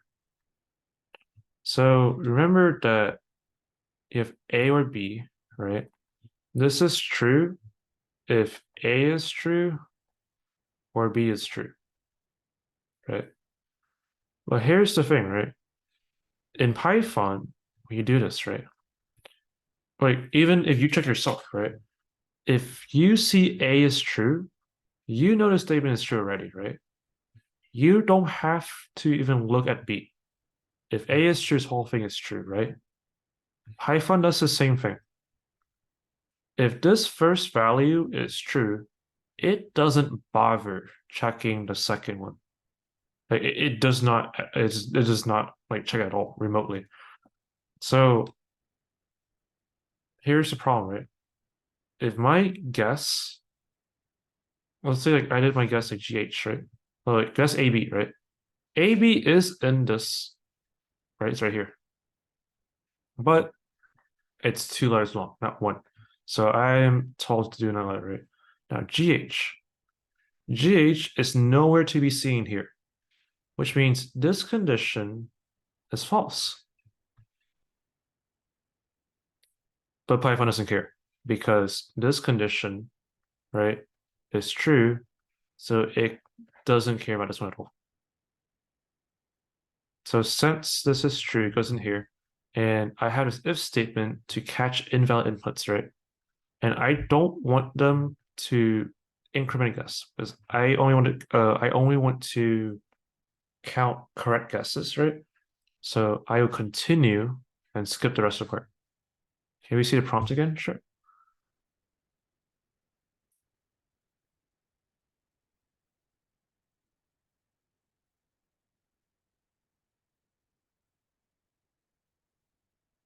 Any other questions about the code? If I switch to and, yes. Well, technically no. um, so similarly, I have A and B, right? If this is false, this whole thing is false because they both have to be true to be true. But if my first value is false, then regardless of what B is, the whole thing is false.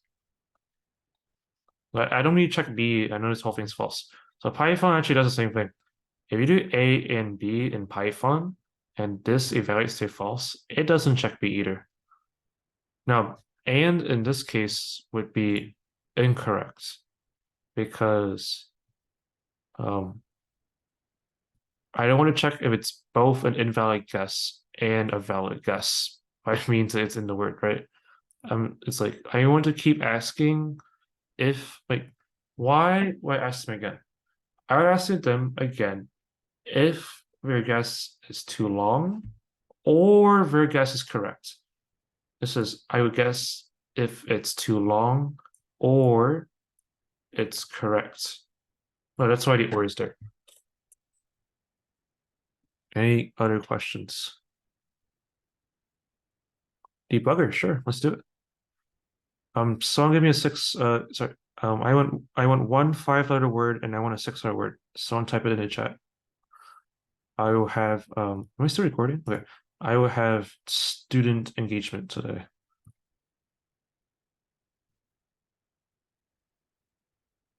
Wait, surely someone has. Okay, it's 6-letter word. Well, I want a 5-letter word. Someone give me a 5-letter word. There's 90 of you in here. Surely one of you has a 5-letter word. Great. Okay. It's Halloween season. This is GitHub. Okay. All right. So first off, this part. Oh wait, I didn't. Whoopsies. I need to. Okay.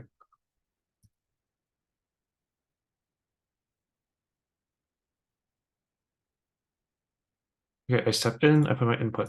Undo spook. All right. So while language state word is less than 6, I step. That's true. So let's ask again. The other word is ghost. Hit enter. All right. So my secret word becomes ghost now. Now it's not less than 6. So we keep going. So make a guess. Right. Enter letter. I'm gonna enter. Let's do regular. So G. So I have a guess. I have my counter. I'm going to while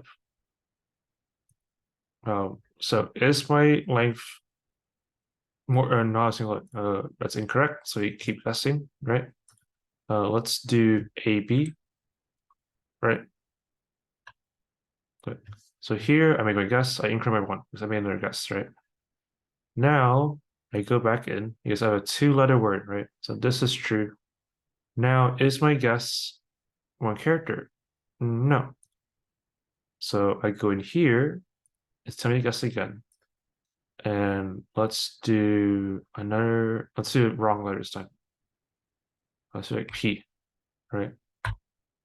It's going to continue, go outside, and then I have a 1-letter word, a letter, so this is false. And P is not in ghost, so this is also false. So it's going to go all the way out into the print statement. And there you go. You can see I have 1 guess here, 2nd guess here. Any other questions? No, you cannot check the uploading exams. You have to do it all by hand. It's same like quizzes and stuff. It's just longer, much longer. I believe the sample instructions are on Canvas too. I believe here, let me try to see if you can find them. Do, do. Yeah, exam 1 instructions. Let's see what it says.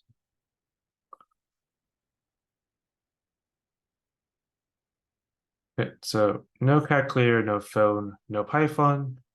You cannot use any outside aid. So no internet, no Python, no check. You cannot use any other materials in your machine. So it's closed notes. You gotta be on Canvas the entire time. You have it closed every time. Canvas can only be the only time you open, blah, blah, blah. How many questions? At least 1. On a more serious note, kind of depends. Historically, you've had 3 FRQs. I can't remember how many. I want to say the midterm if I'm usually like 30-ish something questions, like 33, 34 questions, where the last three are FRQs and the rest is a mix of MCQ and short answer, like the blank questions. The rubric is right here. Hi, Dr. Ritchie. Yeah, you can see a very sample rubric. And once you look at that, at least one relevant comment.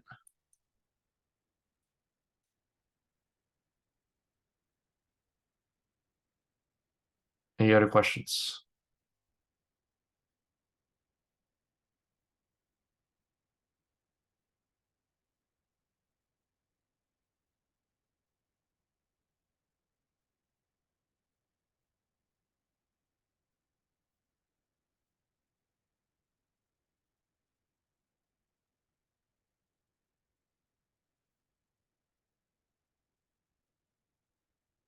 I mean, I just said there's probably like 30 something questions.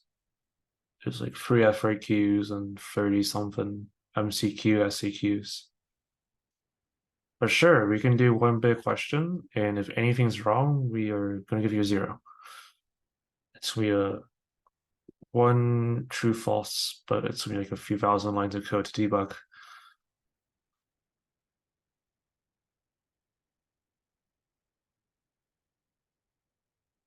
But answer yourself, no, you have several questions. The whole time period, the whole class period. Should be the whole class period, like the whole hour 50. It's also used in, wait, hold on.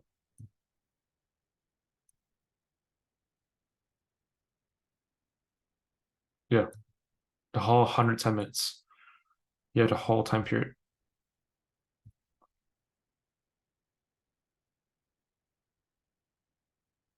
Can someone post the link for, thank you.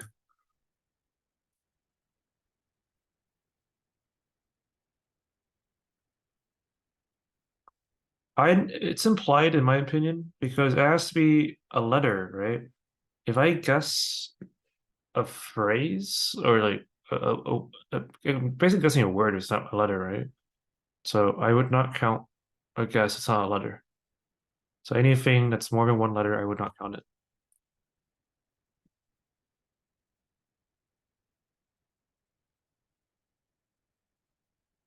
Partial credit is dependent on the question. You might get why is my video just like on all of a sudden?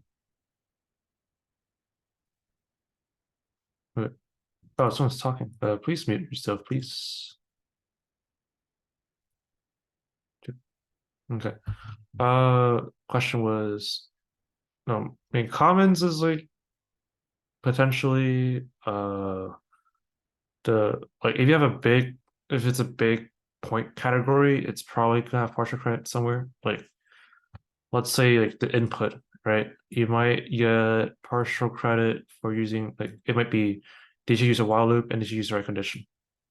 You might get half credit, use a while loop, half credit, yeah, half credits the correct condition. You might have partial for having both conditionals here. I don't know, stuff like that. If the question is asking to input one letter, we save the letter if it was correct. I don't know about saving because it's not asking for unique letters, so I don't need to save the letters for any reason.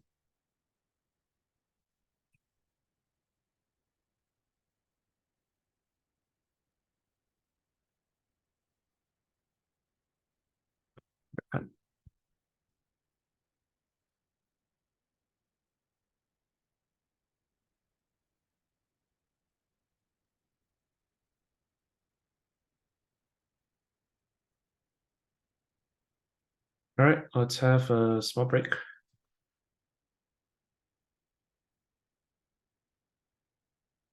So we're done with while loops. We will reconvene at let's do 10:35. Next step is list.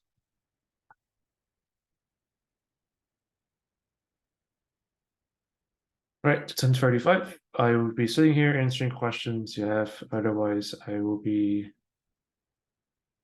just sitting here.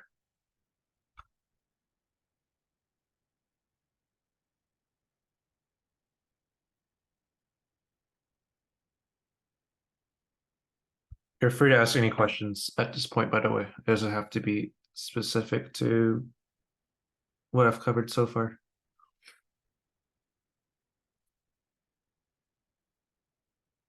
Yeah, actually, well, like this one would like it would have an output, like it would at least have an output example for you to make sure that the um the output examples you know what to print. They'll probably be more specific about valid, invalid inputs as well. So it should be a little more precise, but this is somewhat precise enough, in my opinion. All right, if you want to find the problems, right, you go to your multi-section and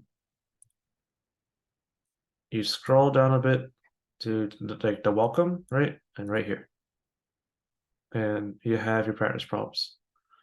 Or you can go to modules, scroll down a bit, and exam one information.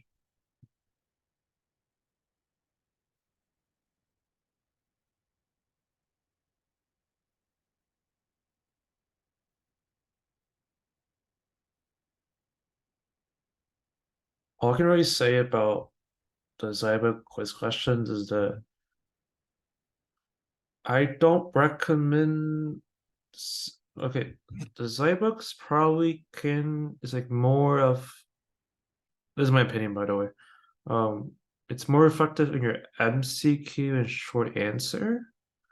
It's not particularly great for F4Qs.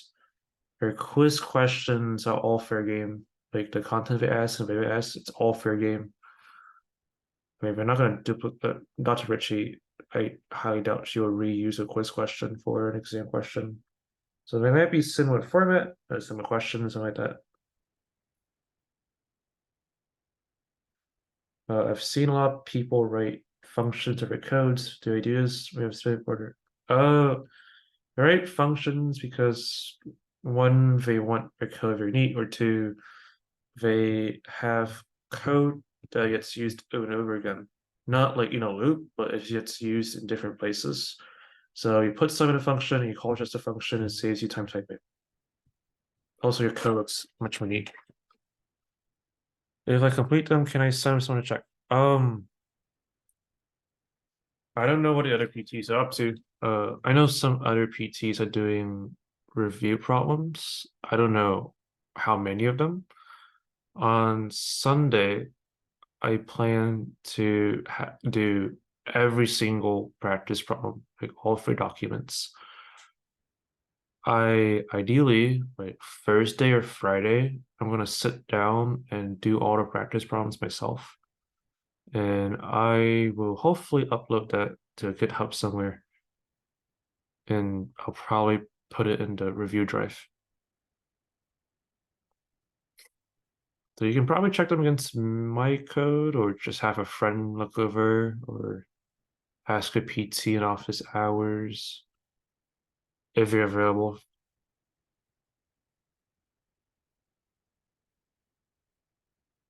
But meanwhile, it's a great time to practice making test cases.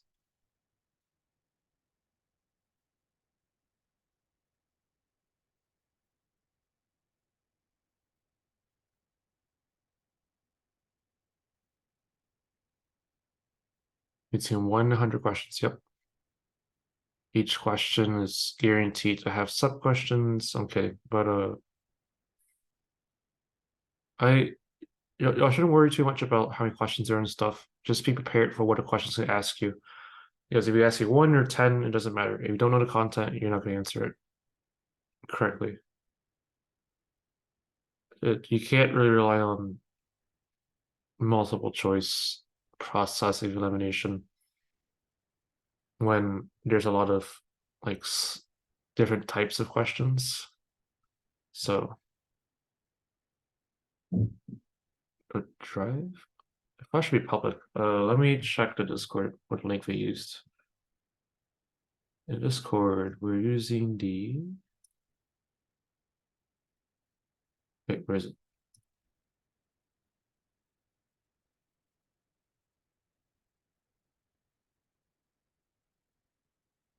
Oh, that one. Okay.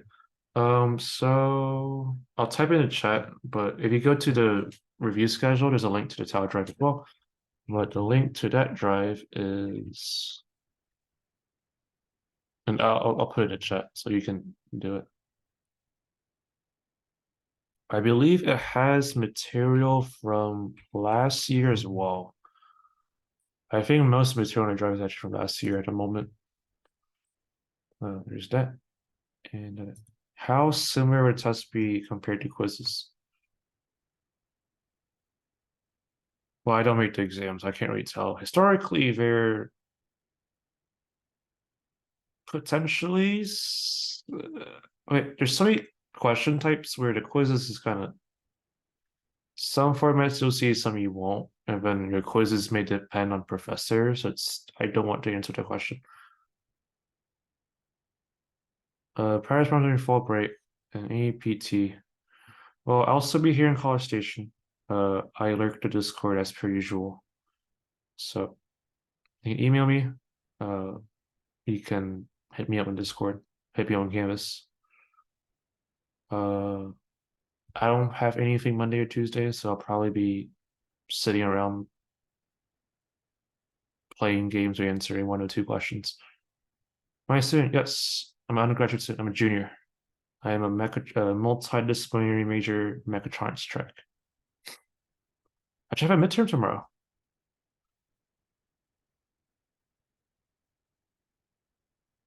I have midterms too.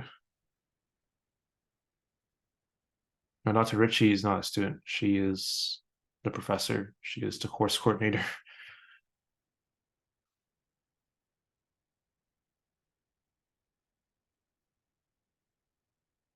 Um, Statistically, if you're going for holistic review, it's quite hard. If you have auto admit, it's 100% chance.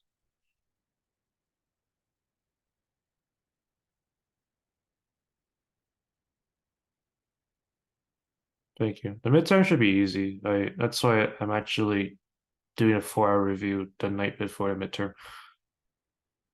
Auto admit is currently if a 3.75 GPA. When you enter ETAM, you get auto admission into your first choice major.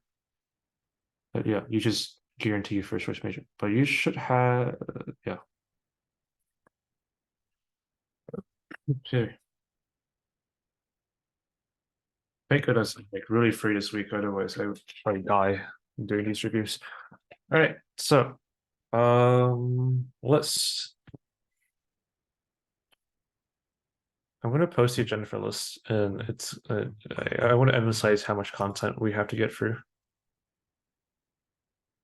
Like, if I have everything going, my 3.75. Yeah, you should have A's in every class. You don't like one class is a B, and you might be on the edge of not getting out of it. So yeah, that's why it's so stressful. You know, I think I was told that if you get a B in 1 or 2, you can't even get into comp sci holistically. I think it's pretty awkward sometimes of that too. Um,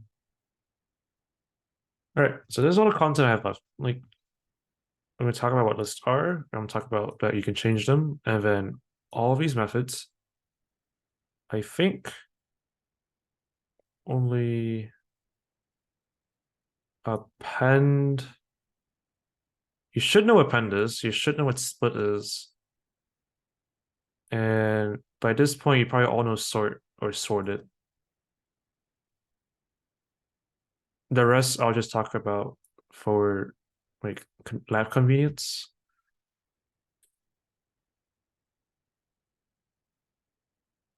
And then, okay, once you do a major, you have less stress in your grade, but you still, I don't know. I still want to do well in my major, right? Because it's like very hands-on and practical and all that good stuff, right? So I don't want to be falling behind. That means I don't know what I'm doing, and that's not good in a major that's extremely lab heavy. Um, Also, you have a scholarship with a GPA requirement. You do still want to keep that scholarship more than likely. I think, and if you're in honors still, it's like 3.5. My scholarship requires a 3.5. Um, I don't have a 3.5. Let's put it that way. My former scholarship required a 3.5. But yeah, after you get through ETAM, C's at degrees, but maybe not cash. So be careful about that. But anyways, I got sidetracked. These two are handy. These two are handy. Handy, we already noticed to an extent. Very handy. 2D list, I don't think you'll have like n-dimensional lists. The concept is the same, but you'll probably practically be only doing 2D lists in 102. I'm gonna do a practice problem, and then I chose a handful of practice problems if we have enough time. All right. So if you have questions, ask them right away because I am not going to pause the local questions this time. List. If you go shopping and you have your shopping list, you have a collection of items, right? They're in some order, right? Like bullet point, and you might have numbered it, right? But you need to think of a list as an adjustable collection of items. So your list, let's not do hot pink, though it's a lovely color. So your list, right? This is a flexible container of items, right? You can take out as much stuff you want from it, assuming it pre-exists in the list. You can put as many stuff as you want in it. You can mix up the data types. I would not recommend that. Excuse me. You can do all sorts of fun things to it. Let's put it that way. Um, this being said, right, this flexibility, this is what we call it. It is mutable. Quickest way to make a multiplication table? Sure, I'll do it right now since actually, um, here, I'll do it since it's like a few seconds to write up. You want me to write out a code that there's no multiplication table, right? So multiplication table using input, right? I'm gonna assume a good number. We do a fancy for loop.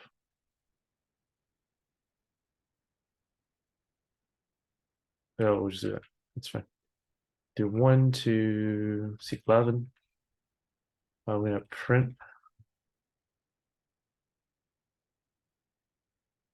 Let's do factor x. I am going to do string I. Let's left align for 2, and then equals, and we'll do string factor times I, and we'll left align that and 2.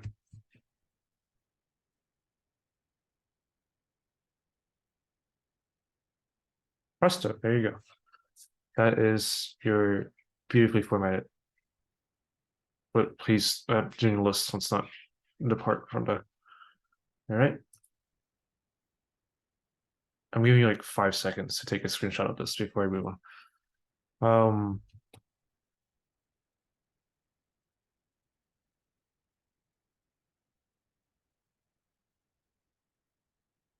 a little longer than 5. Oh well. So as I was saying before, this flexibility, and I'm doing like air quotes if my camera was on. Um, it is flexible, but we say it's mutable. So remember with like strings are immutable. You can't change them. Unless you can. You can put in values, you can change the value, scale values, whatever. You do whatever you want from it. It does cause some unwanted behaviors, but luckily for you, we only see that in like module 9. Okay, maybe I'll talk about defining some lists in a second here, but it's you can change it. That's what I'm trying to say, right? So let's make a list. If I can find one. Right, there you go. So let's say I want to do some names, right? Let's do my list. So remember, your list uses the square brackets. Let's do me. Let's do. I don't know. Let's tell you what names come to my head. Shout out to my friend Luke. I know a lot of Lukes, but we all deserve a shout out anyways. And Tio, why not? Also, shout out to TAO for making these reviews possible. Totally not biased, but seriously, yeah, big shout out to them. So I said, right, you can look through a list and print it out.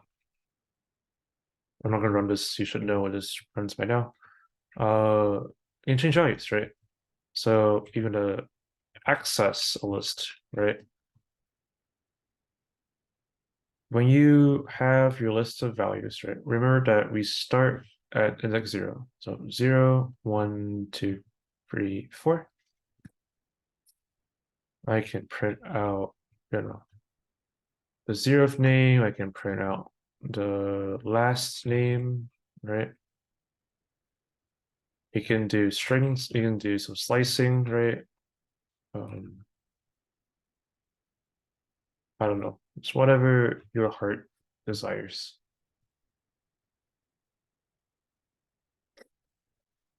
If I have time, I'll go over slicing. Actually, I will go over slicing. Let's do it right now. Okay, slicing. When you when you do like list and then you index, right? You have a start value, you have a stop value, and you have a step. This seems familiar, does it not? This is range. Wait, it's not exactly range, but this is the same free for range essentially, right? This is where I start. No, sorry. I mean that's substantive. This is inclusive. This is exclusive, and this is like the how far I go every time, right? And I can go backwards and forwards. Right. So you have some defaults as per usual, where it's a little different. If you have list n, right? This is your start, and it's only your start. You only access the start. Your stop, right? You can think it's like n plus one, right? And your step is one. You can think it this way, right? But if you have just one number, you're just accessing directly what index you want. If you have two numbers, this is your start. Wait, hold up. Not that. If you have this, you have start and end. If you have this, A, B, C, then you have your start, your end, and your step. But in general, right, you can have, so this defaults to, I'll put in quotes 0. This defaults to end of list. And this is just one. There's a lot of variations to this, and I'll show you why. Because as long as the columns there, they dictate everything essentially. So let's say, there's my eraser. Here it is. That's not my eraser. That's my eraser. Wait, what?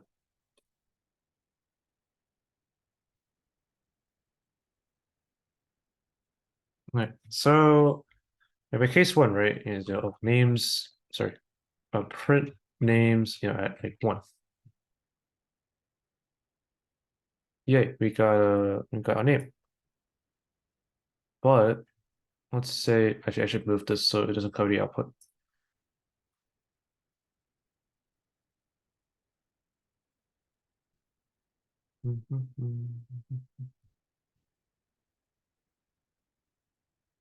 If I did like 1-2, right?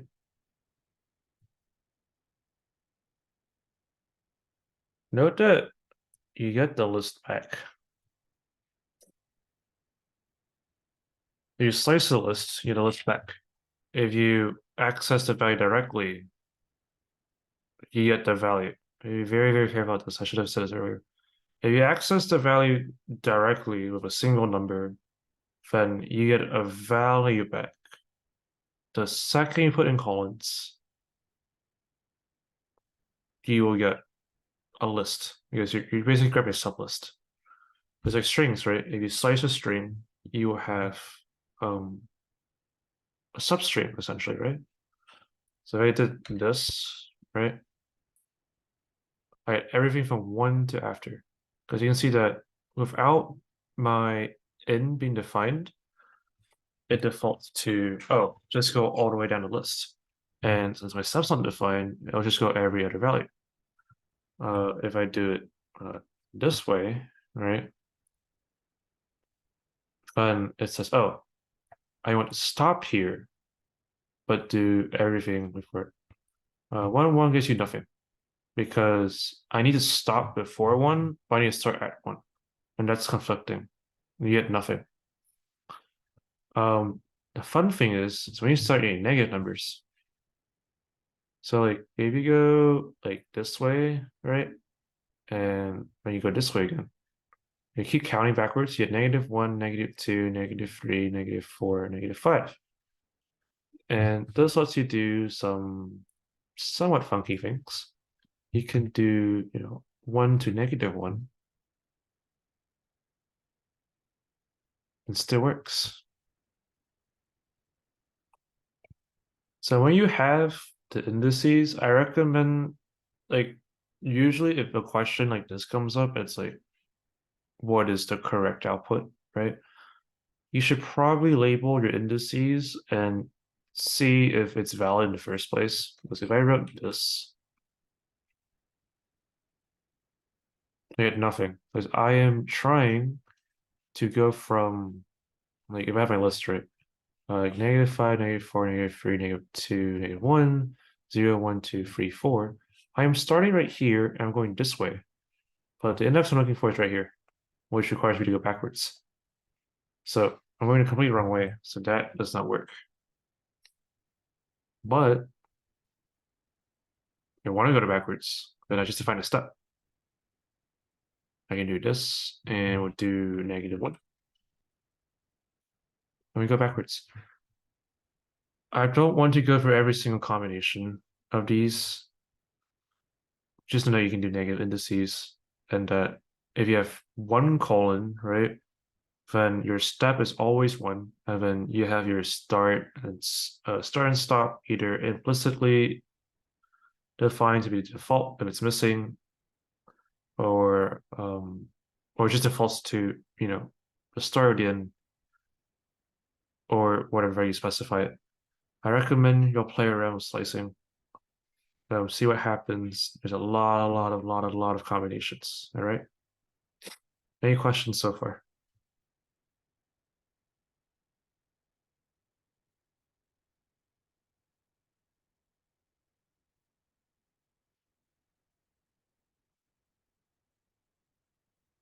by request. Right, so undefined start, undefined end, which means I go through the whole list. -2 means I start counting backwards, and I do every other element. So, but this is my last example. If you want to test it, do it yourself. You all have iPhone. You can try it yourself.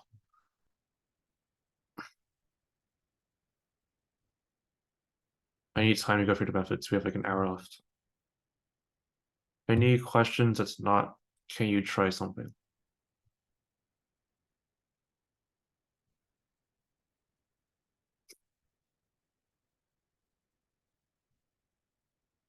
Okay, let's move on to the methods pretty quickly.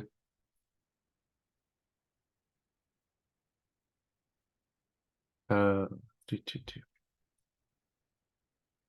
Okay, question is, how do you add to a list? The answer is append. So if you want to add to a list, use append, right? So I would do names.append Temu, right? And note that there's no return, right? You don't have to assign us anything. This list is mutable. You do not need to reassign this value to names. It will just add the list in, and I print out the list, you will get Temu at the end. You can also see that, yeah, any questions about uh, any questions about this append?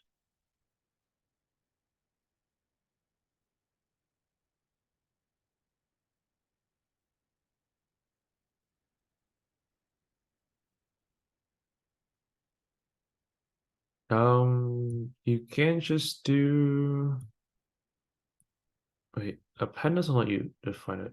Does it allow you to define index? No, it already takes one. I mean, you can just use some string slicing. You use append if you need to add something to a list. We do Temu plus names. I didn't print it out, did I? Like if you're taking input and you need to store that input in a list, you have to add to the list. So you use append. And okay. Oh right. If you add two lists together, you just combine the two lists together. Like you read left to right. So the leftmost list left to right, followed by the next list left to right, so on and so forth. Insert. That's one. Yeah, it's insert. Thank you.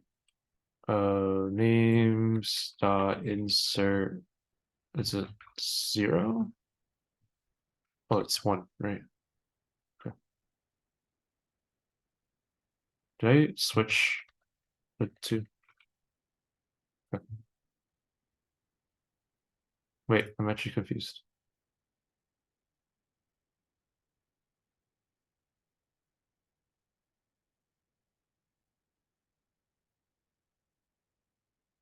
Be confused. Yeah, this should be 0, right? Okay, that's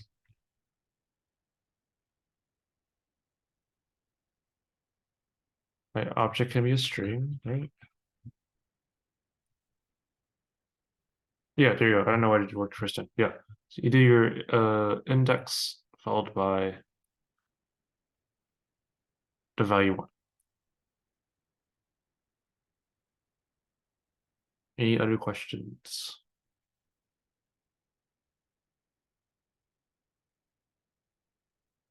All right, so you can delete from a list. There's 3 ways to delete from a list.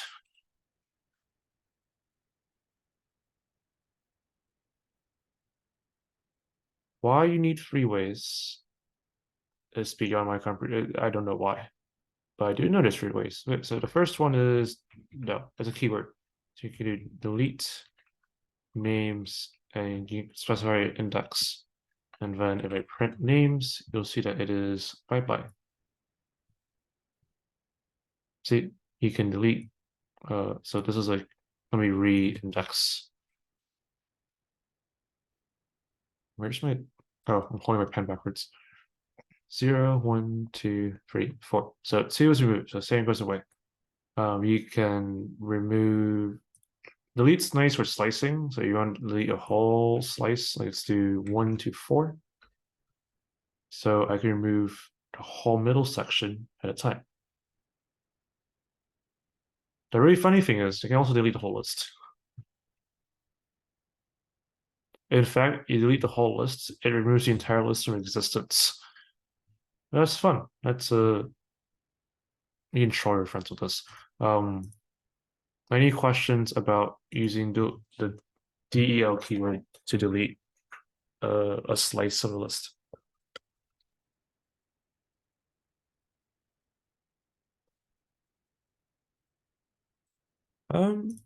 Pretty sure. Oh yeah. Slicing will work. All right, let's go to the next one. Next one is pop. Okay. So you have names.pop, and if you have your pop, you can see at pop, it's just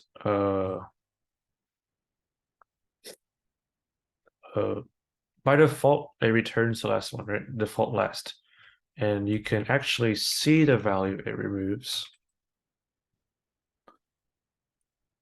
So this is a nice way of, if you want to remove something from your list, but store it to use it somewhere, right? You can assign the .pop, like the names.pop to a variable and then use it wherever you want. You can specify index as well, and it will work. But note that it's only an index. You cannot slice with pop. And you can see that the default is -1. You can use negative indices as well. Any questions about pop? Pop without a number removes the last element and returns it to you. So you can print it, you can store in a variable. If you define an index, it will remove and return the value at the index you specify. So it's similar to del, except it returns the value back to you. Delete does not return the value back to you. And pop can only remove one element at a time. Del will let you slice.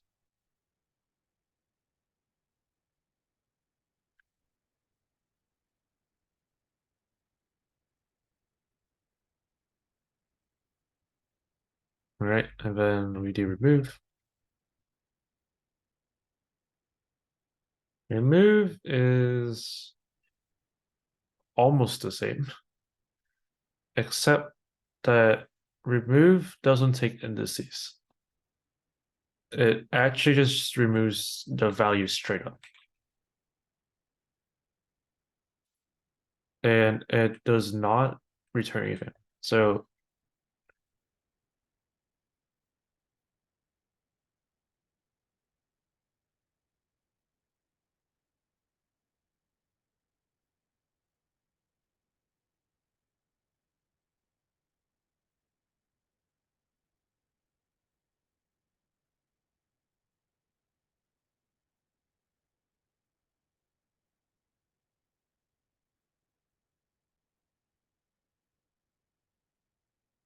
okay. So I do this and I print names.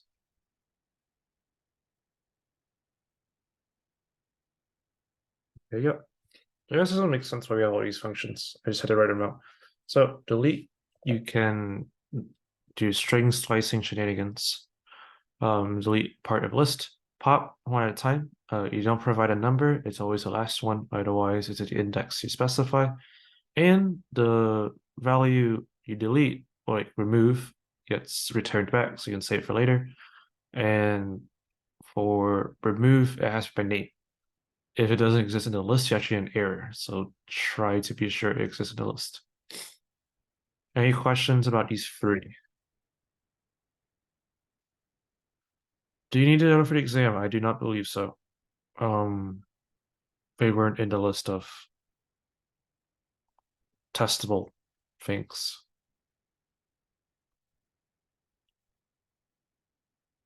No, remove has to be the whole item.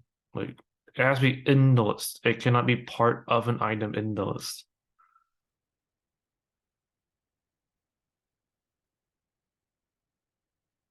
If it's in the list, it'll remove. If it's not in the list, you get an error. There is no exception to that. Substrings will not work. If I had numbers, you can't do that. There's no such thing as part of the number. I guess you could do digits, but same thing. Not happening. Any other questions?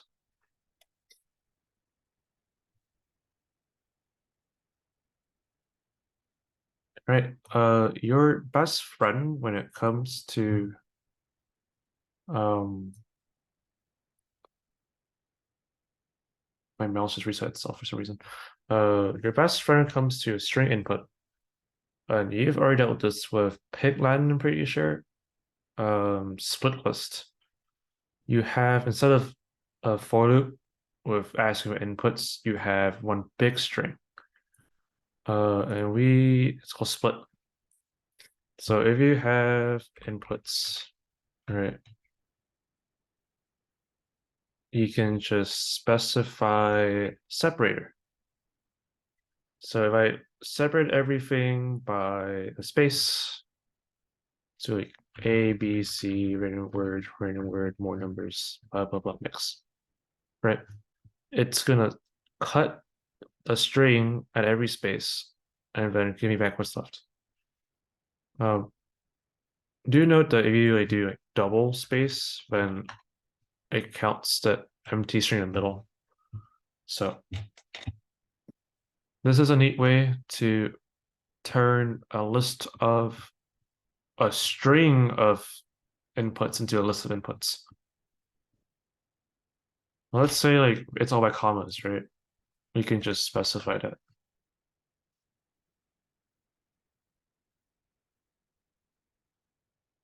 Any questions on split?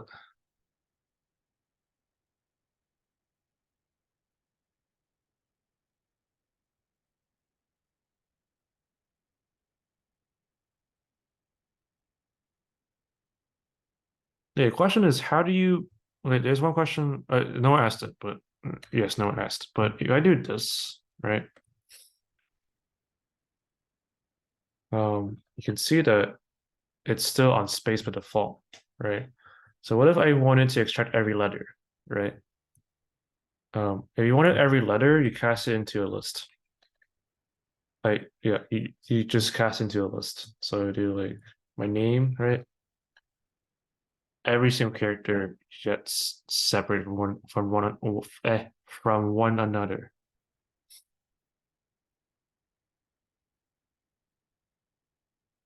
Any questions about this?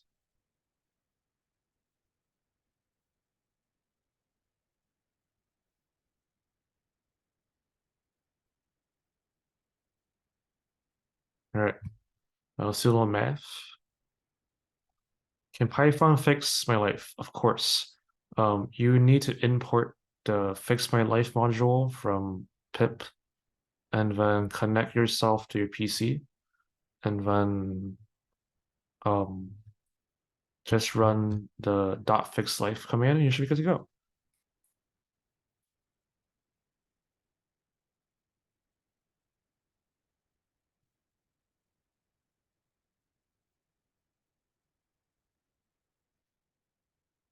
On a more serious note, I don't know. It fixed my life.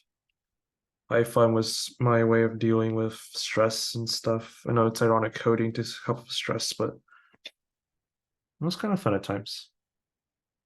I'm kind of a masochist. I kind of enjoy the pain of not being like having to solve a problem. Though I do prefer my code to run the first time.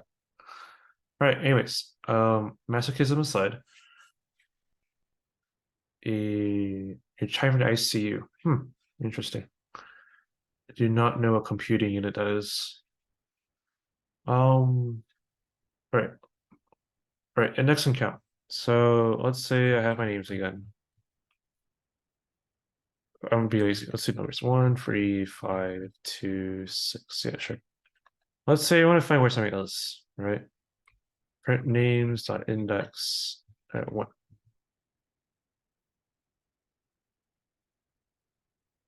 Right. So the value 1 is found at 0. But you have multiple values, right? Then it returns you the first occurrence. Let's say I wanted the value like 2, right? I'll get 3. Now let's say you want to search in a specific subset, right? You can let's say I want to start searching number 1 starting at index 1. Okay, so starting at 1, we go and it's right here. You can also specify an end, and if it doesn't count it, then you get an error. Can you write a code where user inputs one number, command keeps repeating it? Something. Yeah, so num's equal list. While it's true, nums dot append and input, and then I'll print the list every time.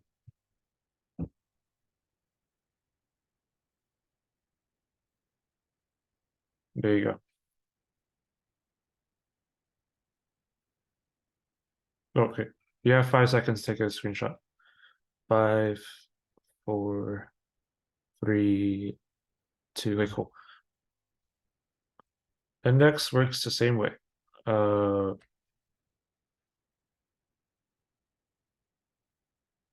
have start.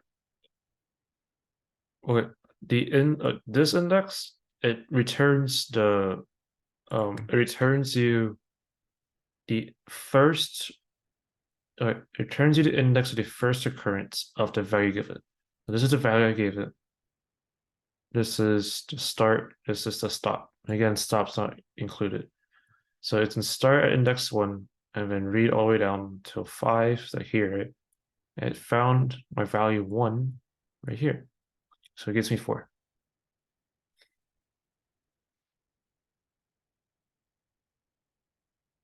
All right, so we'll move on. There's something called dot count, and you can kind of guess what it does. It tells you how many times it exists in the list. Pretty self-explanatory. Where do you learn coding from? I'm self-taught. Python, I'm entirely self-taught. I've been learning since middle school. Just been doing YouTube, random books, online tutorials. Technically, I learned programming in high school as well with Java, but my Python experience is entirely self-taught. Go does help to learn other languages since Python is dependent on C. Anyways, so that's append, split, index count, or minimix. If you wanted the minimum of the list, you can literally call it a minimum. Wait, pause.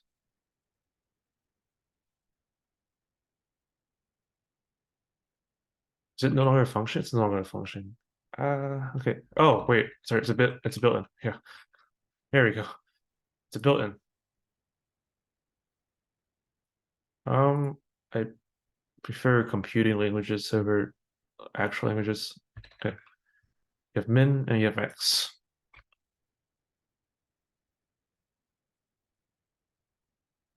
It does exactly as it prescribes. It gives you the min and max. It's kind of tricky though when you have strings.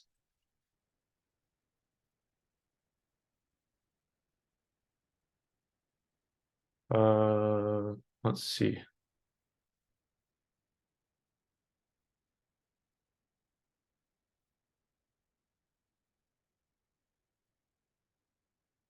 Would you look at that? This is my smallest value. I'm not going to talk about it, but you probably want to look up of how string comparison works in Python. Uh, is it tested? Probably not. Is it useful to manipulate? Absolutely. Um, but this is also why we tell you to convert your values into, int and floats when you do math. Otherwise, you deal with string math, which is not exactly the best of all things it's not the best of all things to do. All right, so min max and then sort. Okay.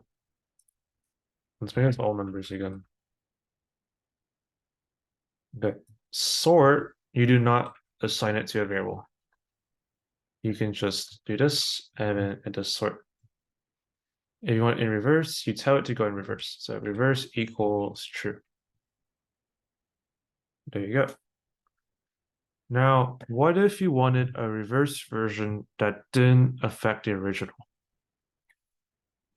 There's something called, I'm going kind of fast because I need to get to practice problems. If you want to get a copy, wait, no, not reversed. No, not that. Sorted names, right? It's not, let's do Navis. I love my name. So my original list, right, stays the same, but I have a sort list. And again, if you want to reverse it, just tell it to go in reverse. All right. That's sorting list. If you want to actually sort the list in place, use .sort. If you want a copy of the list, so you don't change the original list, do sort it. It's all to remember, but this video will be up tomorrow. All right, and let's go through the also popular I have a board game. Let's go through every piece. We have a to have functions without my troubles. I don't know. I would love to find that function myself too.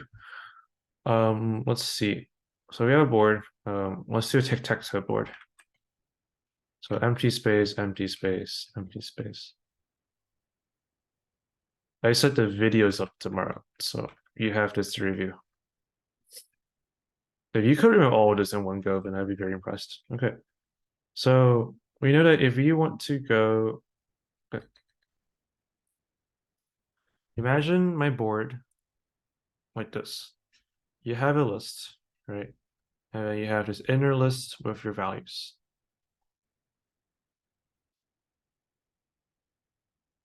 That's one list. I'm gonna do a little, excuse me, jeez, a little copy pasting here. Ta-da. Okay. If I loop through this list, right, I get what? Every sublist, right? So if I loop through this list, right, I get this list and then this list and this list. If I loop through each of these small lists, I get these small values, right? So the way to list through a 2D array is to use two lists. You need one list, it's two loops. You need one for loop to get every sub list inside, and you need a second for loop to loop through the list you're at. For the sake of clarity, I'm gonna name all of these if I can. 3, 4, 5, 6, 7. Such a creative person. Bloop, bloop. Okay. So out of loop, so 4 row. So like each of these I consider a row, right? So 4 row in, let's do range. So length of the board, right?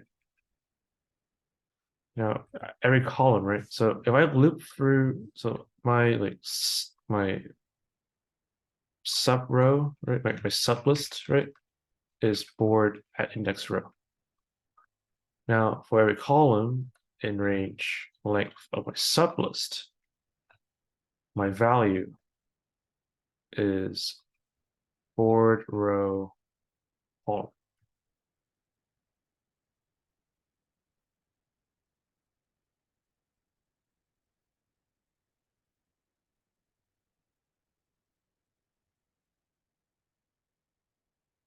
There you go. Get everything. Now let's put this in the debugger, all right? Um, and see what's actually happening. Let's put this here. All right. So I have my board, right? You can see that um at the 0th index as this list, at the first index as this list, at the second index as this list. All right. So I'm gonna let's collapse let's collapse these. Okay. So if I step in, right? So my sublist becomes the 0th now, right? Because I'm currently accessing the outside. Now at column, right? Now column 0, right? So my value becomes 1. So I'm at that. I am currently at the 0th row, right? And the 0th column of that row. So it's 1.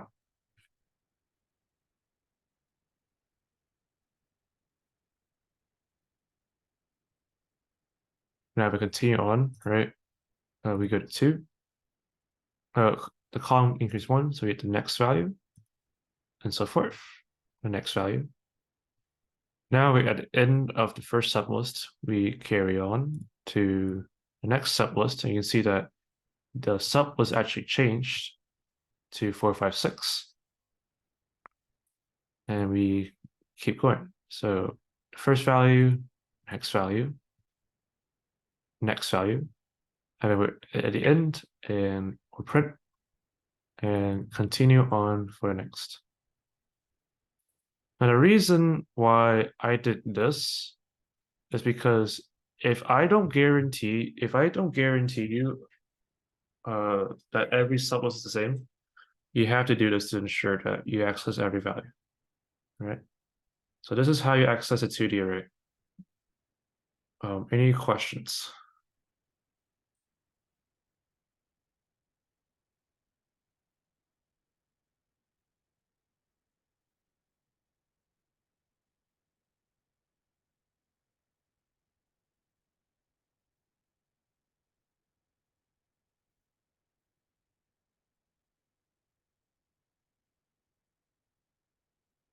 Yeah, I use print, so I use go to next line, so I can emphasize that I'm done with the sublist because my it doesn't have the new line.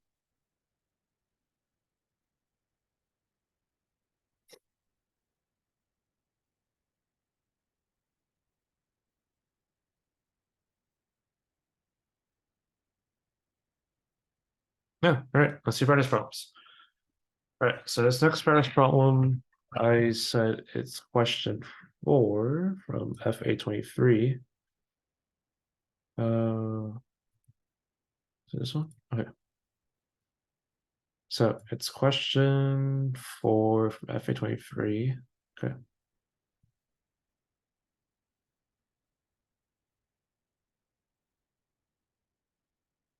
Write a Python program to take input from the user. That is a student UIN. That's a FERPA violation. Oh well. If the UIN exists in the list roster, have your program output the first and last number name of the student, their major, and their GPA. The list roster is a nested list that you may assume is available in the code already. Just copy paste this. Okay, cool. Where each sublist is a list that contains the following information in this format. Okay, cool. So I have this like pre-made list. If I type in a UIN that matches the UIN, I output everything else. Wait, I want the okay, cool.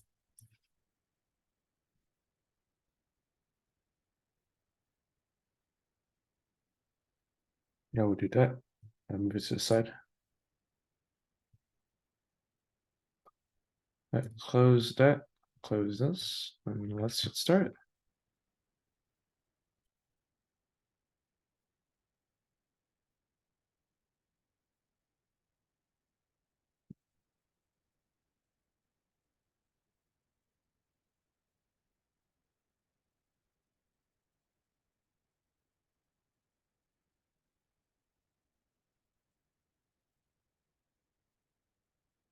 Beautiful. Okay, so uh, for sake of time, go a little fast. I'm just gonna go straight into the planning. So I will have my roster, right? And copy paste this bad boy. Boop, boop, boop, indentation. Okay, cool. So I have my to-do list, right? And I want to get the UIN, right? You can see that my UIN here is a float, but not a float, it's a string. So I don't need to convert to a number. So my UIN equals input, enter UIN, and then gonna search for the UIN, right? So you can see that in each sublist, right, the UIN is the first element. So we're gonna do this. For um for student in roster, right? If UIN, oh sorry, dot equals. Wait, is it dot equals? No.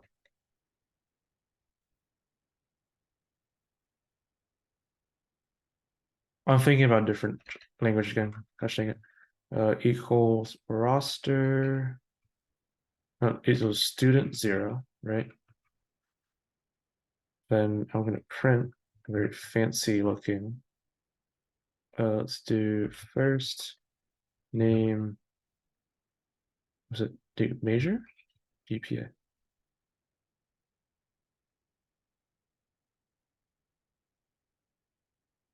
So student 1 0.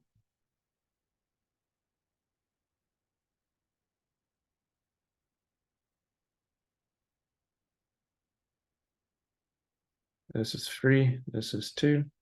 This is 1. We can break.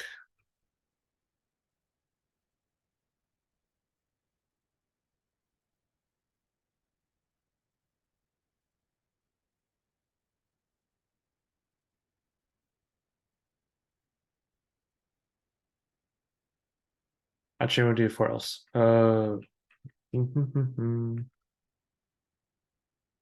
Okay. Student found equals false.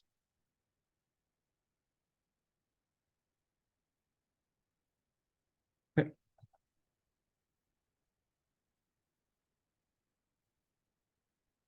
This will not work the first try. It's cursed. 1, 2, 3, 0, 0, 4, 5, 6, 7. I should check my code real quick. Right. Yay, it works. Wait, I put I'm a psychopath. Let's do last slash n slash n slash n. Then we'll format this to, let's see, 0.3f for funsies. 1, 2, 3, 0, 0, 4, 5, 6, 7. All right, cool. So that works for a valid input. Let's do, in case it's a fluke, let's do another one. 1, 2, 3, 0, 0, 4, 5, 6, 8. That works as well. Let's do a very random one like this. Still not found. So I kind of sped through this, but so I have a roster. You take in the input. Actually, annotate this right. Now this is given, right? This is your input, and then this is for the matching UIN.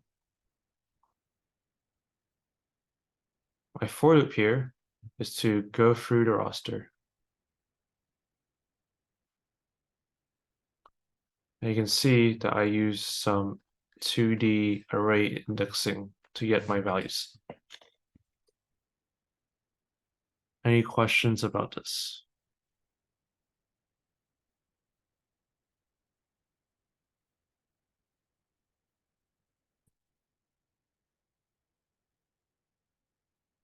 I just wanted the format to look pretty. I wanted each thing on a different line because it'll too smushed together. It doesn't specify the output, so I'm at liberty. So I assume I haven't found a student yet. So like for this, right, I assume I found a student. But if I find a student, right, I set this to true, I do this output, and since this is a not, I'll do not true.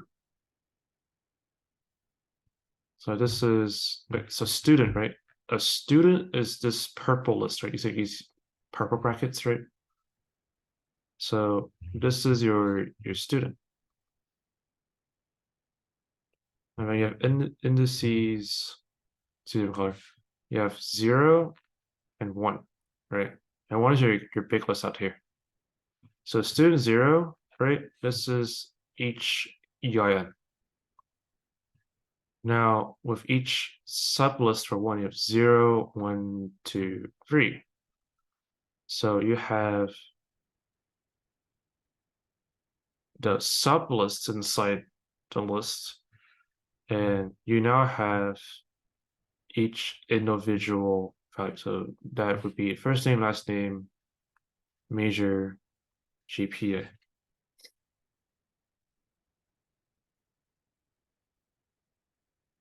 Because with this for loop, right, I'm just going through every list. So I ignore these brackets, right? Because student will point to, or student will be this entire list or this entire list or this entire list. So what I care about is it the 0th, right, which is just a string, or is it the actual sublist again with all the information?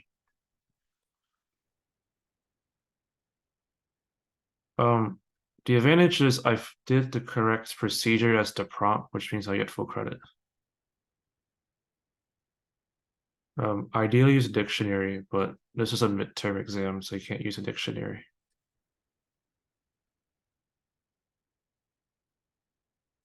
It'd be much easier to use a dictionary because you can search if a key is in the dictionary and then go from there.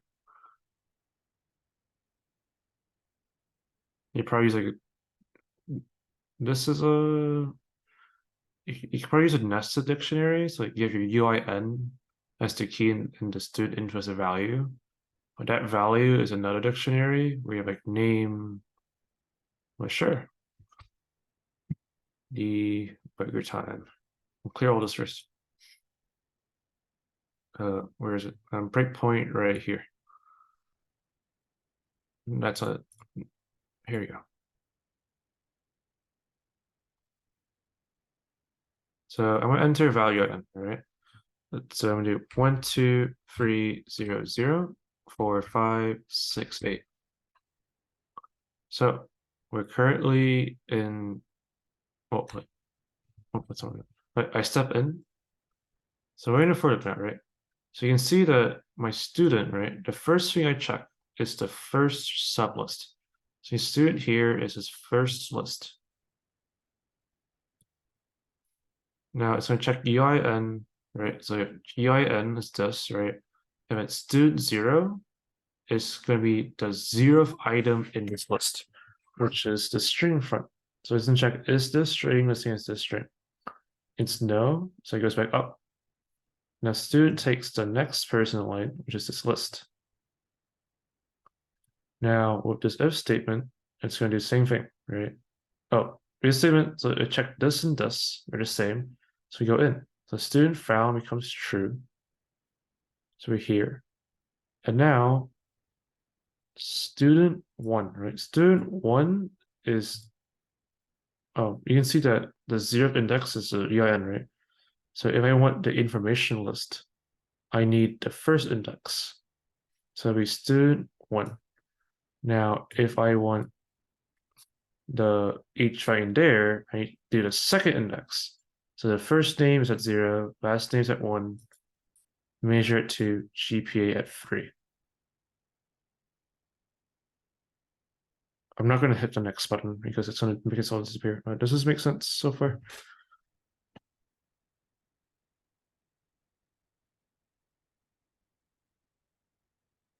You're just gonna have to break up the list and see, oh, relative to the list inside of what index is it, and then just kind of build up from there.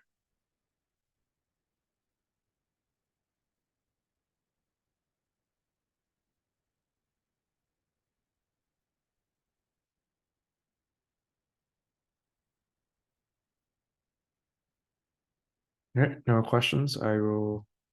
Okay. The roster contains three different lists. Yes, it's a list of lists, and each list is you see every list is the roster is a list of lists, and that list contains a string and another list inside of it.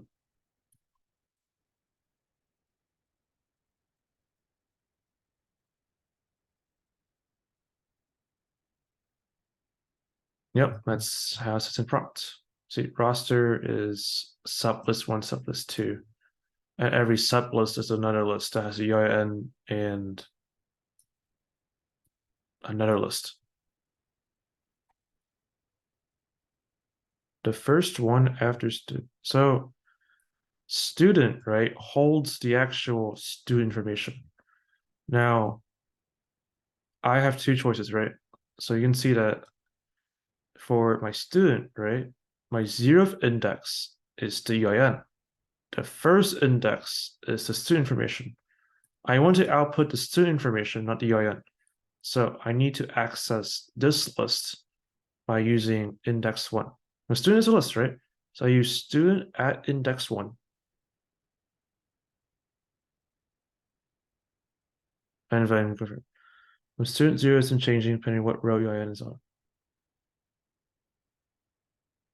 No need to for UIN, let's do it for UIN. Right, because the zero, right, is relative to the student, not the whole list. In each small list, the UIN always comes up first. So you can see in my student list, right?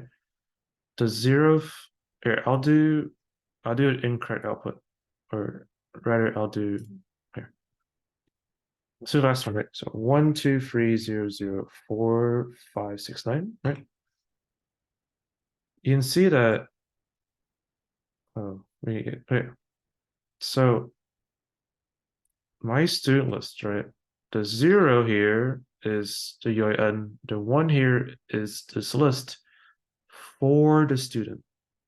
This is not the 0th index of the whole roster.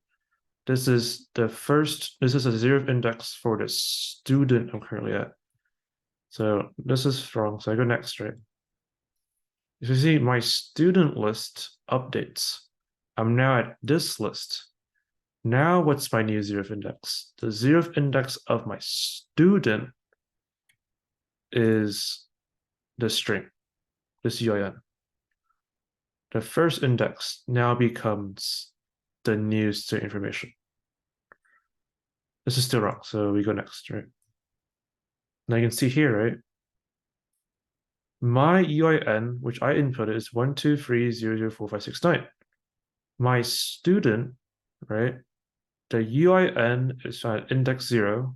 And you can see that it stores the value 123004569.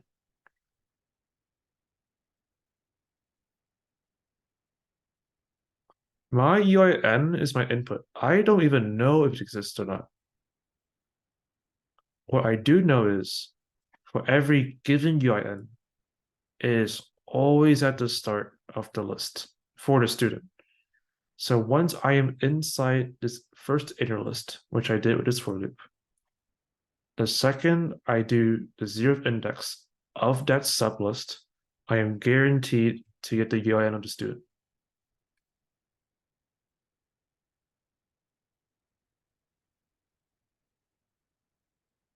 Yeah, so I said, right? Each of these pink, my student, right? My student array is this whole thing in purple. Like you see the purple brackets here, right? Each of these purple lists is a student. Now you can have index 0 and index 1, right? 0 is all the UINs, right? So this UIN, this UIN, this UIN. So student 0 is some UIN. Student 1 is the info list, which you can see right here, right? UIN, info list.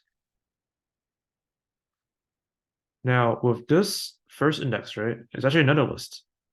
So when I call this index, there's one more over here. I'm talking about this list right here. Actually, that's not use yellow. I guess I could do blue. So this really inner list, right? I have my 0, 1, 2, 3. So I have student 0, right? Which is this. And then I can specify 0 to be the first name. I can do, I'm not going to rewrite, 1 for last name, 2 for the major, 3 for the number. So yeah, break down every single list. Yes, for student roster is for every list in roster.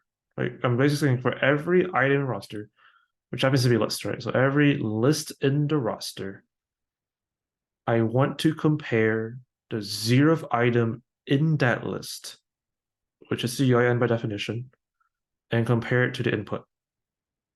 If that is correct, like it's a equality, right? I want to take the sublist inside the list I'm in, like the pink, right? The sublist is blue. So I will access the first index to make sure I have the list of information. And then to extract every piece of the information, I have to index that even smaller list. That's why I have two numbers here. If I didn't do for student, right, I would actually have to do a triple. It would have to be like, if it's like for I in range, like length of roster, right? Even like my student is roster I.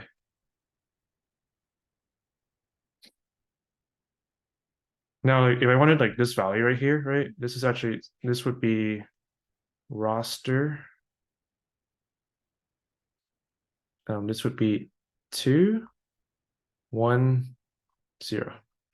Second list, first index, 0th item. So you gotta be very, very, very careful about nested list.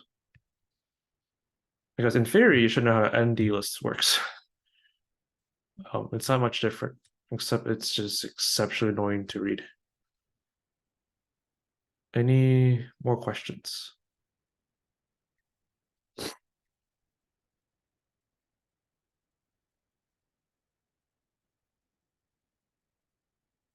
Loops and lists is like the hardest thing on the exam, in my opinion. So do make sure you get this down. Ask away while you have the time.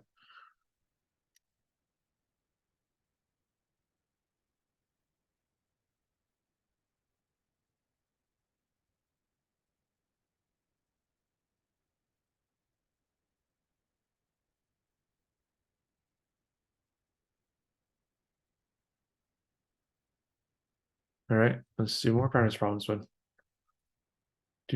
So I didn't choose these in a particular order.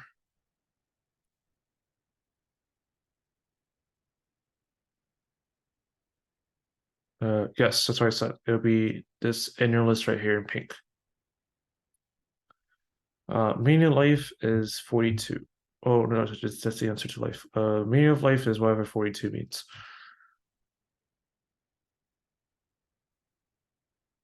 List comprehension will not be an exam. You're free to use it though.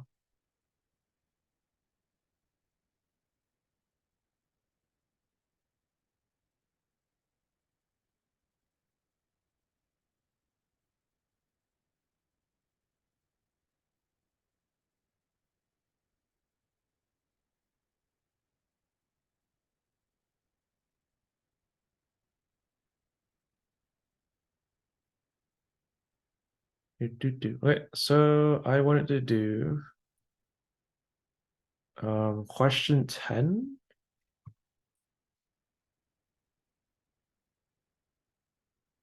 Oh, this one. Okay. I'm just gonna copy this onto the uh, thingamabobber. IDE, that's what you call it. Okay. So it says that write a Python code that asks you to input a sentence and then reverse it using a for loop. Output the reverse sentence. Okay.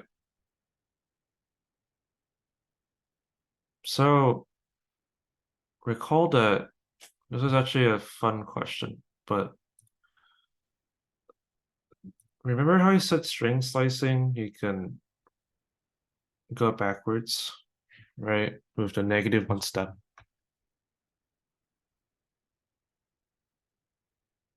Anyone want to guess what I'm about to do?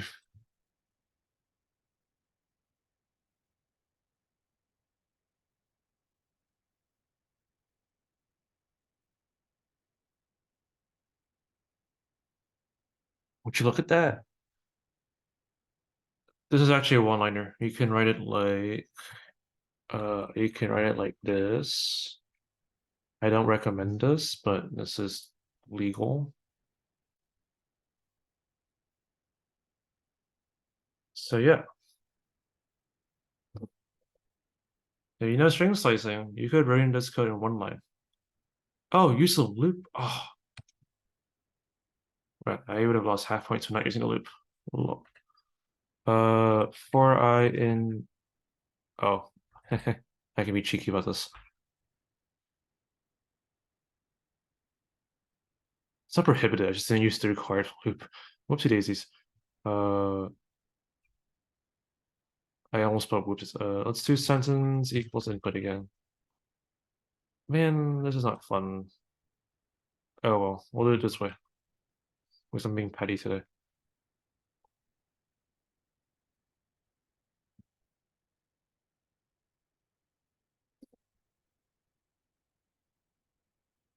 Aha, still works.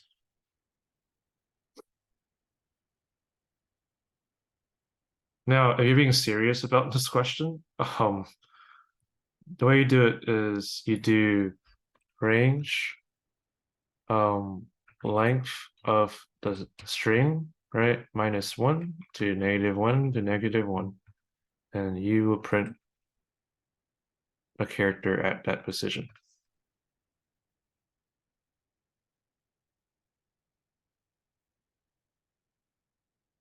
Also works.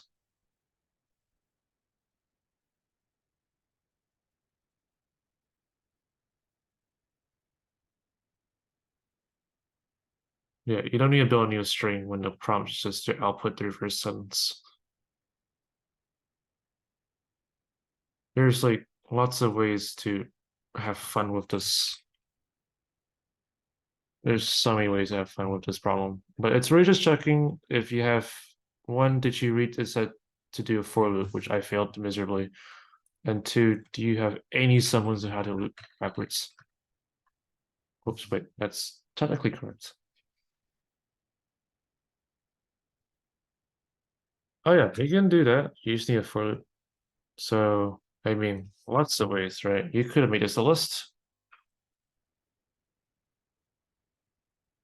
but listen string, we're kind of the same thing. We're looping through it, so it doesn't really matter too much. Uh, I think I remember a solution. It was like range, length. Is it sentence? I want to say sentence, and then you do this. I don't know. Is this right? Yeah, that's right. Okay, wait, hold up. I missed one. Wait. Oh, wait, I didn't do the exclamation mark. I'm just being high. It's fine.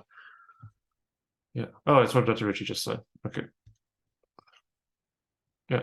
Lots of ways of doing this question. Um, they fall under the same subclass, I'm pretty sure. So there's a lot of things to do with string that you can do to the list, but the exact reasons why aren't too important. But you can look that up yourself.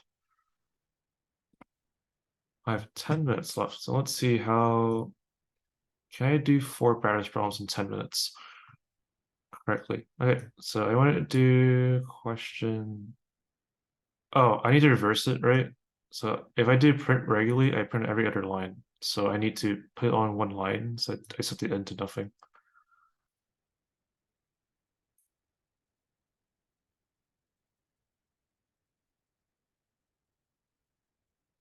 All right, this question, I'm gonna do it 2 ways. I'm gonna do it the fancy way and do it the regular way.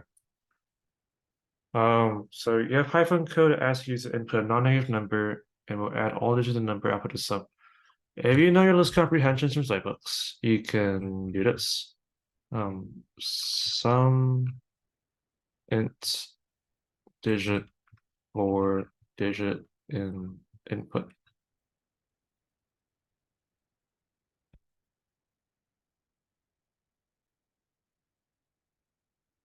Ten.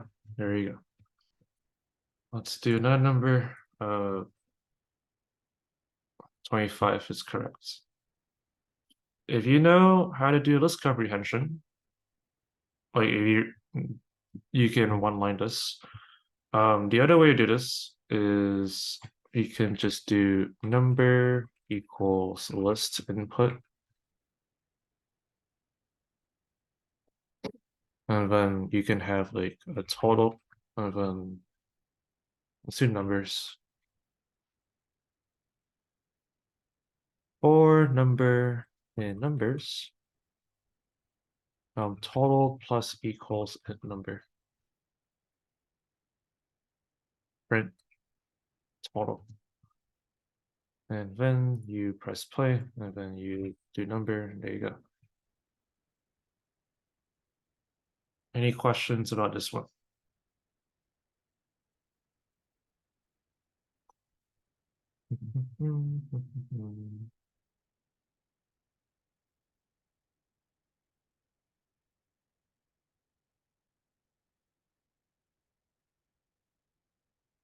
Okay, I cannot finish this in 10 minutes. Sage. So this one is a Fibonacci question. Wait, I copied 50 on accident. All right, so write a program that asks the user to input a positive integer, and then we'll print all the members of the Fibonacci sequence up to that number inclusive. So if you think about how you usually make the Fibonacci sequence, you tend to default to a set, like do 2 numbers, right? And then you add the last one and the second to last and append it, right? So for the first part, we'll have your end equals input, right? And then it's going to print all, okay.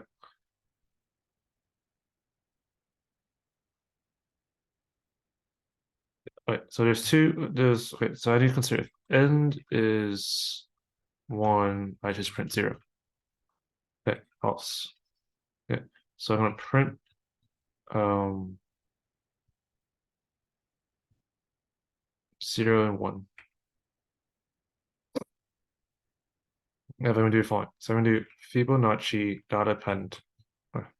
Next number equals Fibonacci -1 plus Fibonacci -2. And I append that to my sequence. And I print. Oh, wait, this should be no while Fibonacci -1.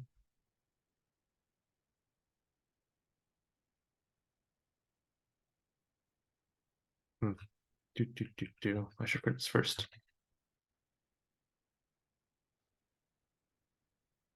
0, 1, space. So while the last number is less than the end, I increment it.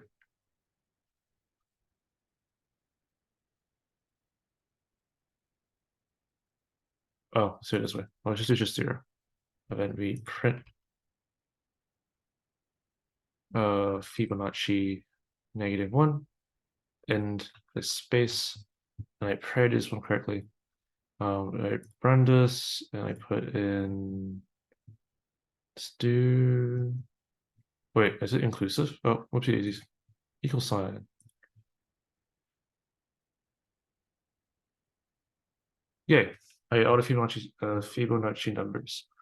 Any questions about this part one?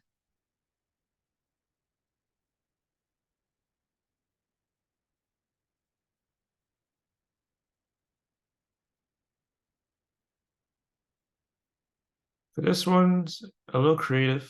You have a small edge case. Oh, is it not? Oh, me dumb. I can't read. Okay. Am I winning? Probably not. Yeah, that's my fault. I should put this in here to catch. Yeah, this is kind of fancy. You get to abuse, incorporate negative indices. And yeah, it's test case too.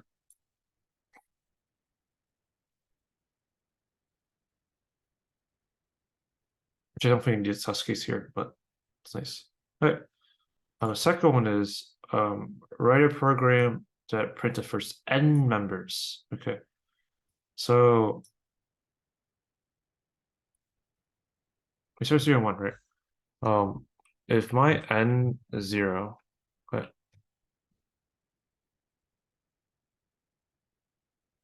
If n is less than 1, right, I print nothing. Um, if n is 1, I just print a 0. Okay, else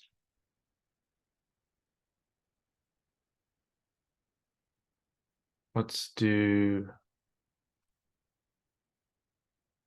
we're gonna print out, oh okay.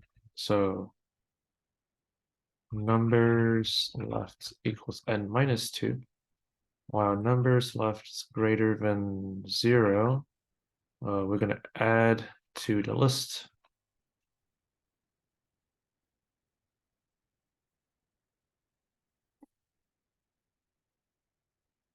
Without list? Oh, okay. Give me a second. That, and then I will be printing joy. That surely I did not mess this up.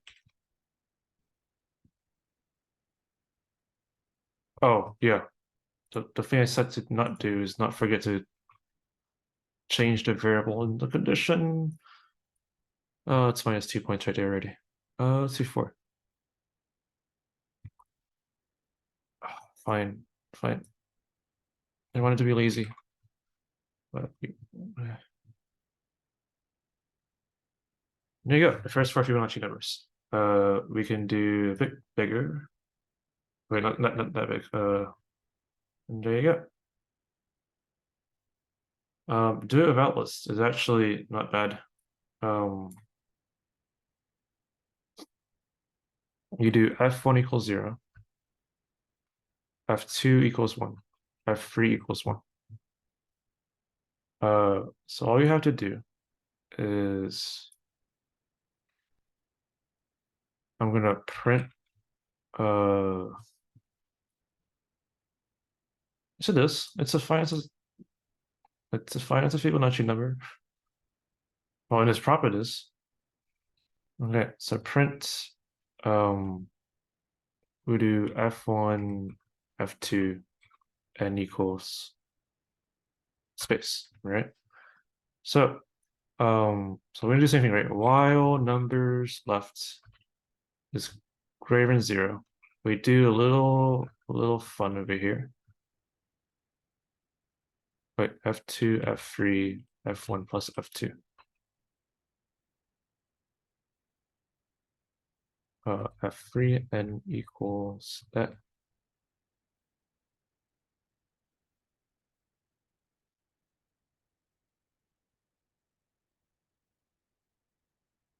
That's not correct, is it? Oh, f2, f3. Oh, I need to swap. Oh, right, yeah. 1, 2, f1 plus f2. This becomes f2. This becomes what? This isn't tuples. This is assignment swap. Okay, fine. We'll do it the old-fashioned way. Okay, so f3 equals f1 plus f2, right? So that's a given, and we'll print that up.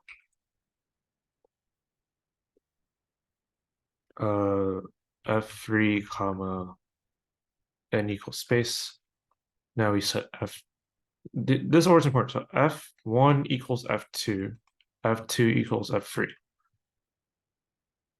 And I decrement numbers left. Surely no. Woo, there you go. Works like a chart. You just use this definition, right? You have f0, f1, fn. So I could just say this is f0, f1, fn, right? And this is f1, f0. And your fn becomes f0 plus f1.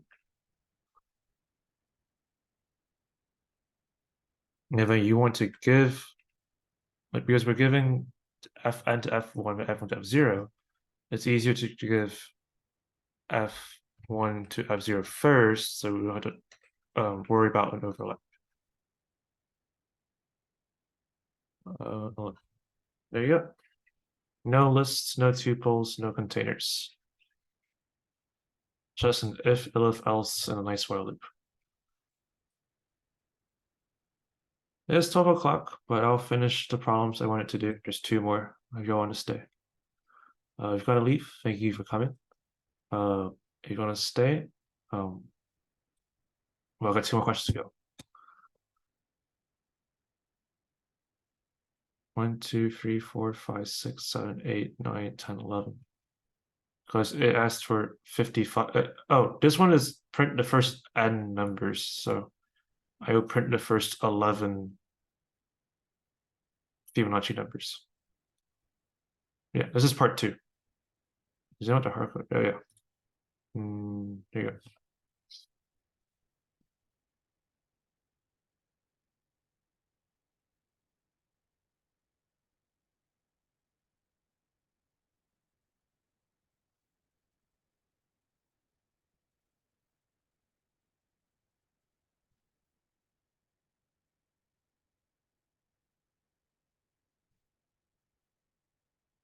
Ideally, don't make mistakes like I do. I have an ID I can check. You can't on paper. So I'm probably overcomplicating things by trying to do stuff fast, but sometimes just safest way is the best way. Especially the least complicated way. The more straightforward it is for you to write is probably the most straightforward way for us to read and grade. And it also tends to give you a lot of partial credit. Because if you do something very complicated, it's probably less code. That means less opportunity for us to give you partial credit. All right, anyways, I have 2 more questions I wanted to do. 15 is the next one.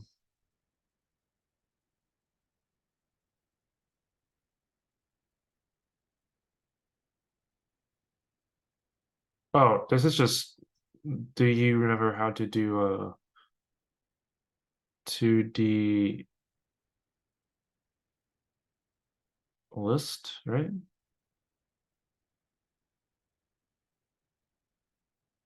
Okay, yeah.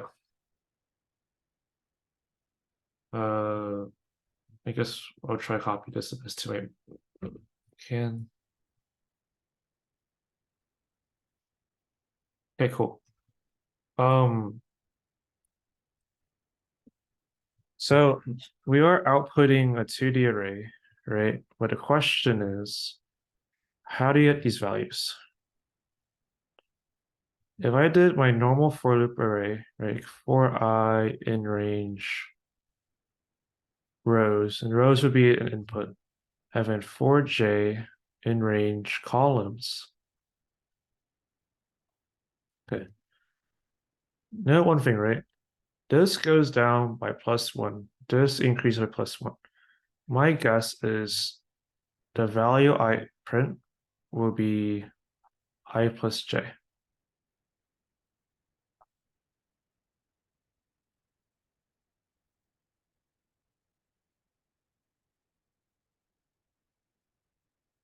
Something like this. Let's go give it a shot. My rows, my input. By the way, I'm not doing comments because I'm just trying to do the code. Uh, I'll do good practice. Get rows and columns. Rows equals int input. Rows columns equals int input. Columns. Oh, oh, string. There you go. Okay. Now loop and loop and output, right? Loop through 2D lists. Okay. For R in range rows, or C in range columns, output the value, right? So sorry, ending equals space. If C equals cols -1, ending equals /n, print I plus j end equals ending. 3 rows for columns. Wait, hold up. What do you mean? Oh, I read my pseudocode, got confused. Oopsie daisies. Was it 3 rows for columns? Beautiful.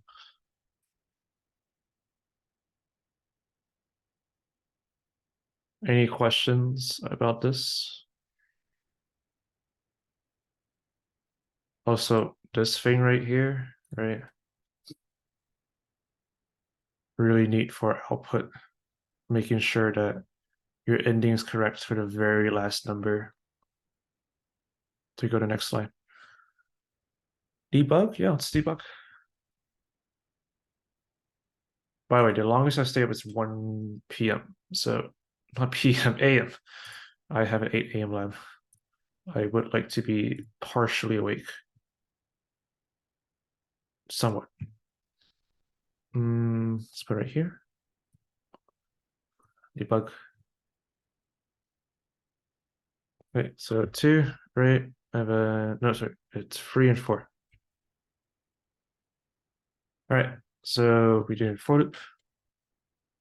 That's not how it goes. Step in. R is 0, C is 0. My ending, I can do a print. I have an extra space at the end, and if it's Zytebooks, you're getting flagged for that, so probably not. But as a human, it'll probably count. So my ending will be space. Like cols -1 is the end of the array, right? This would be like the index of the last element. 0 is not for -1, so we're gonna print R plus C, which is 0, right? And then C equals 1, you print 1, 2, and now 3, right? 3 equals -1, so ending becomes a new line. So I print, you can see the 3 goes out, but I go next line. I'm done with the inner for loop. I go back up, R becomes 1, and the same process goes over and over again. So again, we hit 3 for C, right? We change the ending, add them up. There you go. And R is 2. Then 2 plus 0 is 0. 2 plus 1 is 3. 2 plus 2 is 4. 2 plus 3 is 5.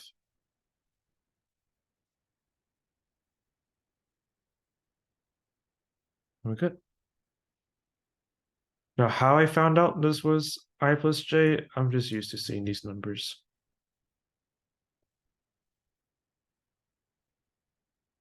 If you don't know this pattern, R plus C, right? The neat thing you do is you can do you could have said start equals 0. Okay. And you would add one for every iteration, right? So you would output, and you can do, iter equals 0. You can do loops equals 0, right?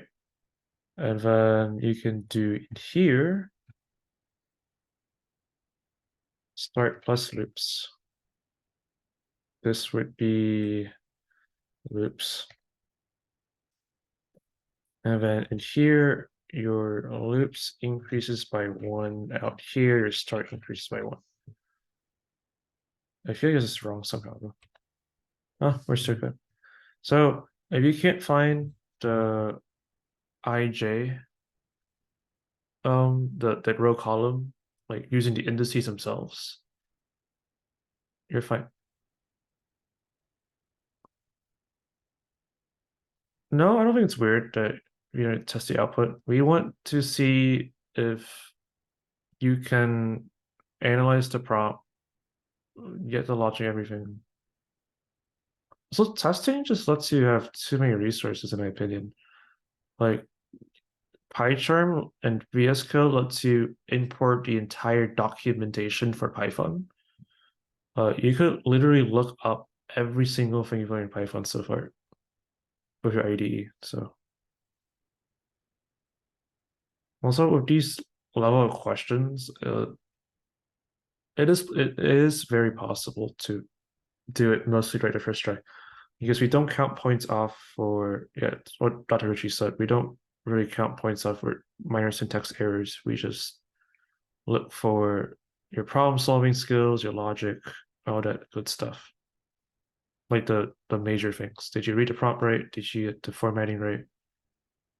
Um, did you use the correct structures? Whatever.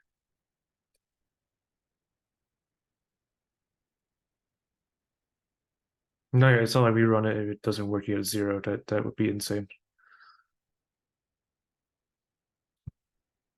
The number of people who would fail just based on the missing parentheses for the input statement because we forgot to put a second parentheses after we cast it to int. Oh gosh, pain, lots of pain. All right, one last question then. I chose 17.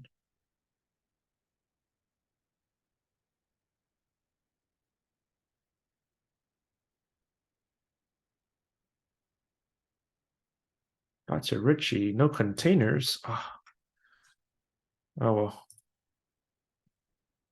A common thing you see that if something's restricted, it's usually if you have a restriction they can't use a list or container, it's kind of screaming at you to use a loop. Because the alternate to using a list is a loop. Anyways, pop this bad boy in. Write a program that asks a user to input words until the input words to user input stop, stop, stop, or stop. That's okay. I can bypass this. Assume all words start with different letters. The program should then print all words inputted by the user and print one word that so it's in alphabetical order.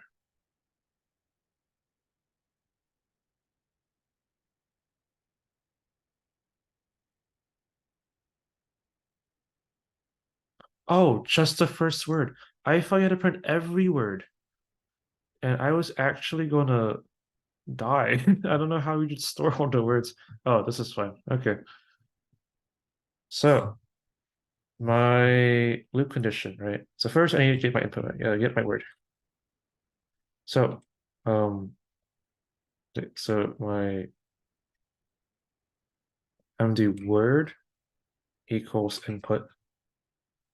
And then my smallest word, I'll make it to word. Because I need to compare my word to something, right?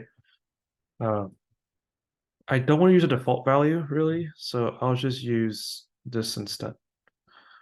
I'll just use the first word as my input, and that should be good, right?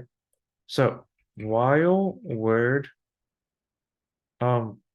I don't know if I said it last time yesterday, but strings have a lot of functions, including one that forces it to be lowercase. So I don't care about all, 16 combinations to write stop. You can do dot lower, force your word to be in lowercase. And then, wait, is this alphabetical based on uppercase too? Right. So loop, while not some form of stop. I mean, you can play around with this all you want. You can do upper, and you would just do stop. Yeah, that already said you don't need to notice. It's just convenient. You can do swap case. Oh no, swap case. No, don't be swap case. Yeah, we'll use this. Okay. So, I'll ask for another word, right? And if word dot lower less than smallest word equals word. There you go. Okay. And print. Let's do like zeta, right? And then I'm gonna do like xylophone, alphabet, I, stop. Alphabet. You can test all 16 cases of stop. We can do like a bunch of conditionals like Dr. Ritchie's doing. Yeah.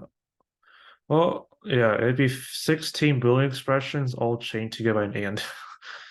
So there's actually a smarter way of doing it, actually. I mean, if word, you can use in and just put everything in a string, separate space. So could work. But yeah. So the thing about comparing strings is that it goes letter by letter from left to right. And the second there's a difference, um, like if we did from A to Z, right? This is your smallest. This is your largest. And a thing like, let's say like alphabet and high, right? So you have alphabet versus high, right? We first check the first letter. A, like the string A is less than H. This is true. So alphabet becomes, well, this is a smaller word. It's a neat little thing with comparing strings. If you, in this case, I can, um, actually, if it's alphabetical, I can just use less than greater than to my advantage like this. All right, so any questions about this one?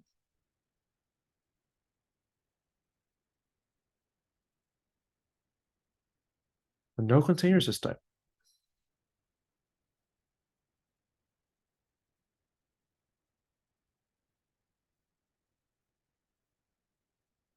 All right, so yeah, so like I said, right, it's going left to right, letter by letter. Conveniently enough, the prompt says the first letter is always different. That means it's just going to compare the first letter every time. But if it's the same letter, it's going to keep going until it either hits a blank, like the end of the string, or it finds two different letters.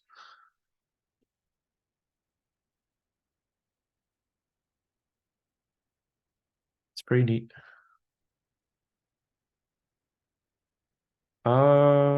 I actually, I'm trying to think about how you would do this normally. I think the normal way to do this is you have your like a string of letters, and it looks something like this: A, B, C, D, E, F, G, H, I, J, K, L, M, N, O, P, Q, R, S, T, U, V, W, X, Y, and Z, right? You know it's always the first letter, right? So um the word um the word index, right? It says 0, and we can do my smallest word index, also the 0. Okay. So for I in range length letters, okay, if word I equals letters I, wait, 0, wait, hold on, word 0, first letter, yeah, then my word index is set to I.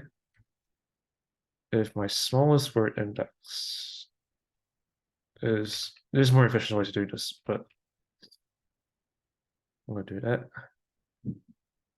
Oh, actually, I don't need to do it, right? Oh, we'll just do it anyways. Smallest word 0, and my smallest word index equals that. And then we can do if word index less than smallest word index, then word smallest word equals word. Doop, doop.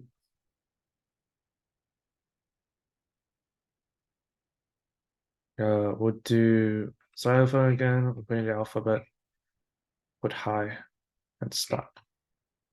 Same thing.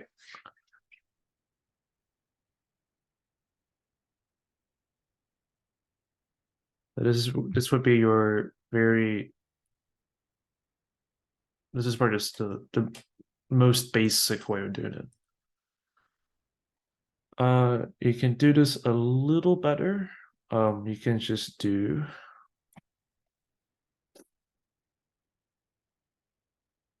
in this case, you can do if letters dot index. We cannot do index. Oh, right. If I need to list this because index is a list function. Index word 0 is less than small with letters dot index. Smallest word 0.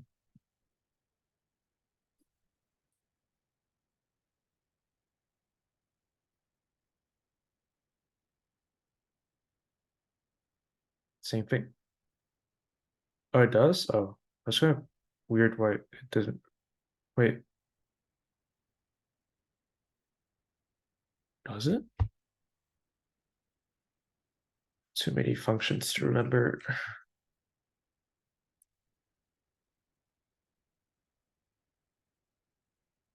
Oh, it does. Okay, cool.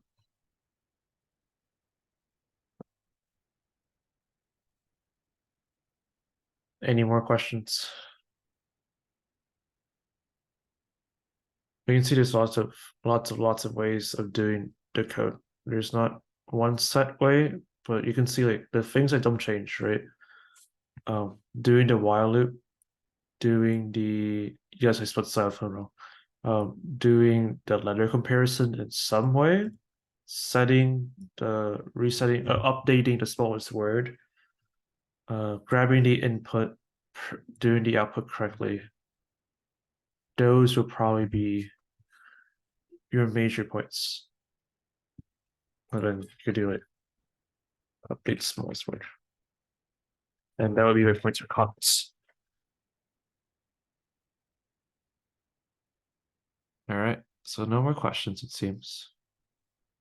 Um, does anyone have any questions in general?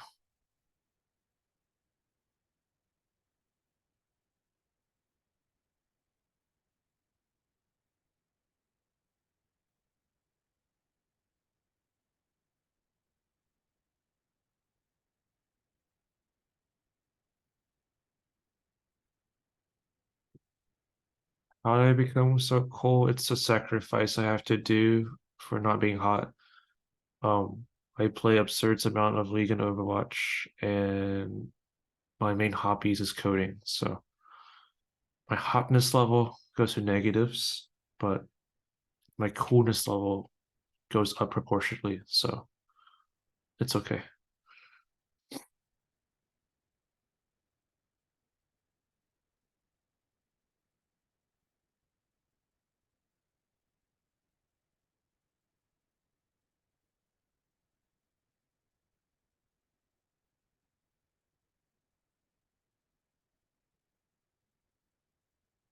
No more questions?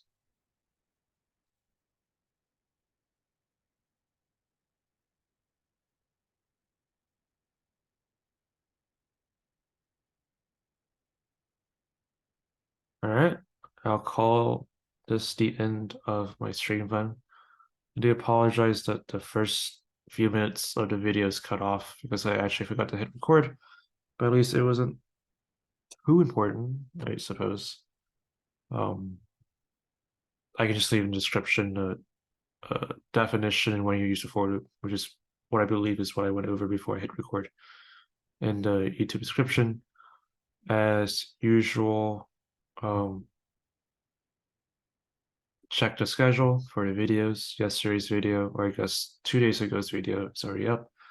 My video should be well, today's video should be up sometime today, tomorrow morning at the worst, all right? Fair amount will have midterms this week, so good luck on those midterms before you get to enjoy the 102 midterm next week.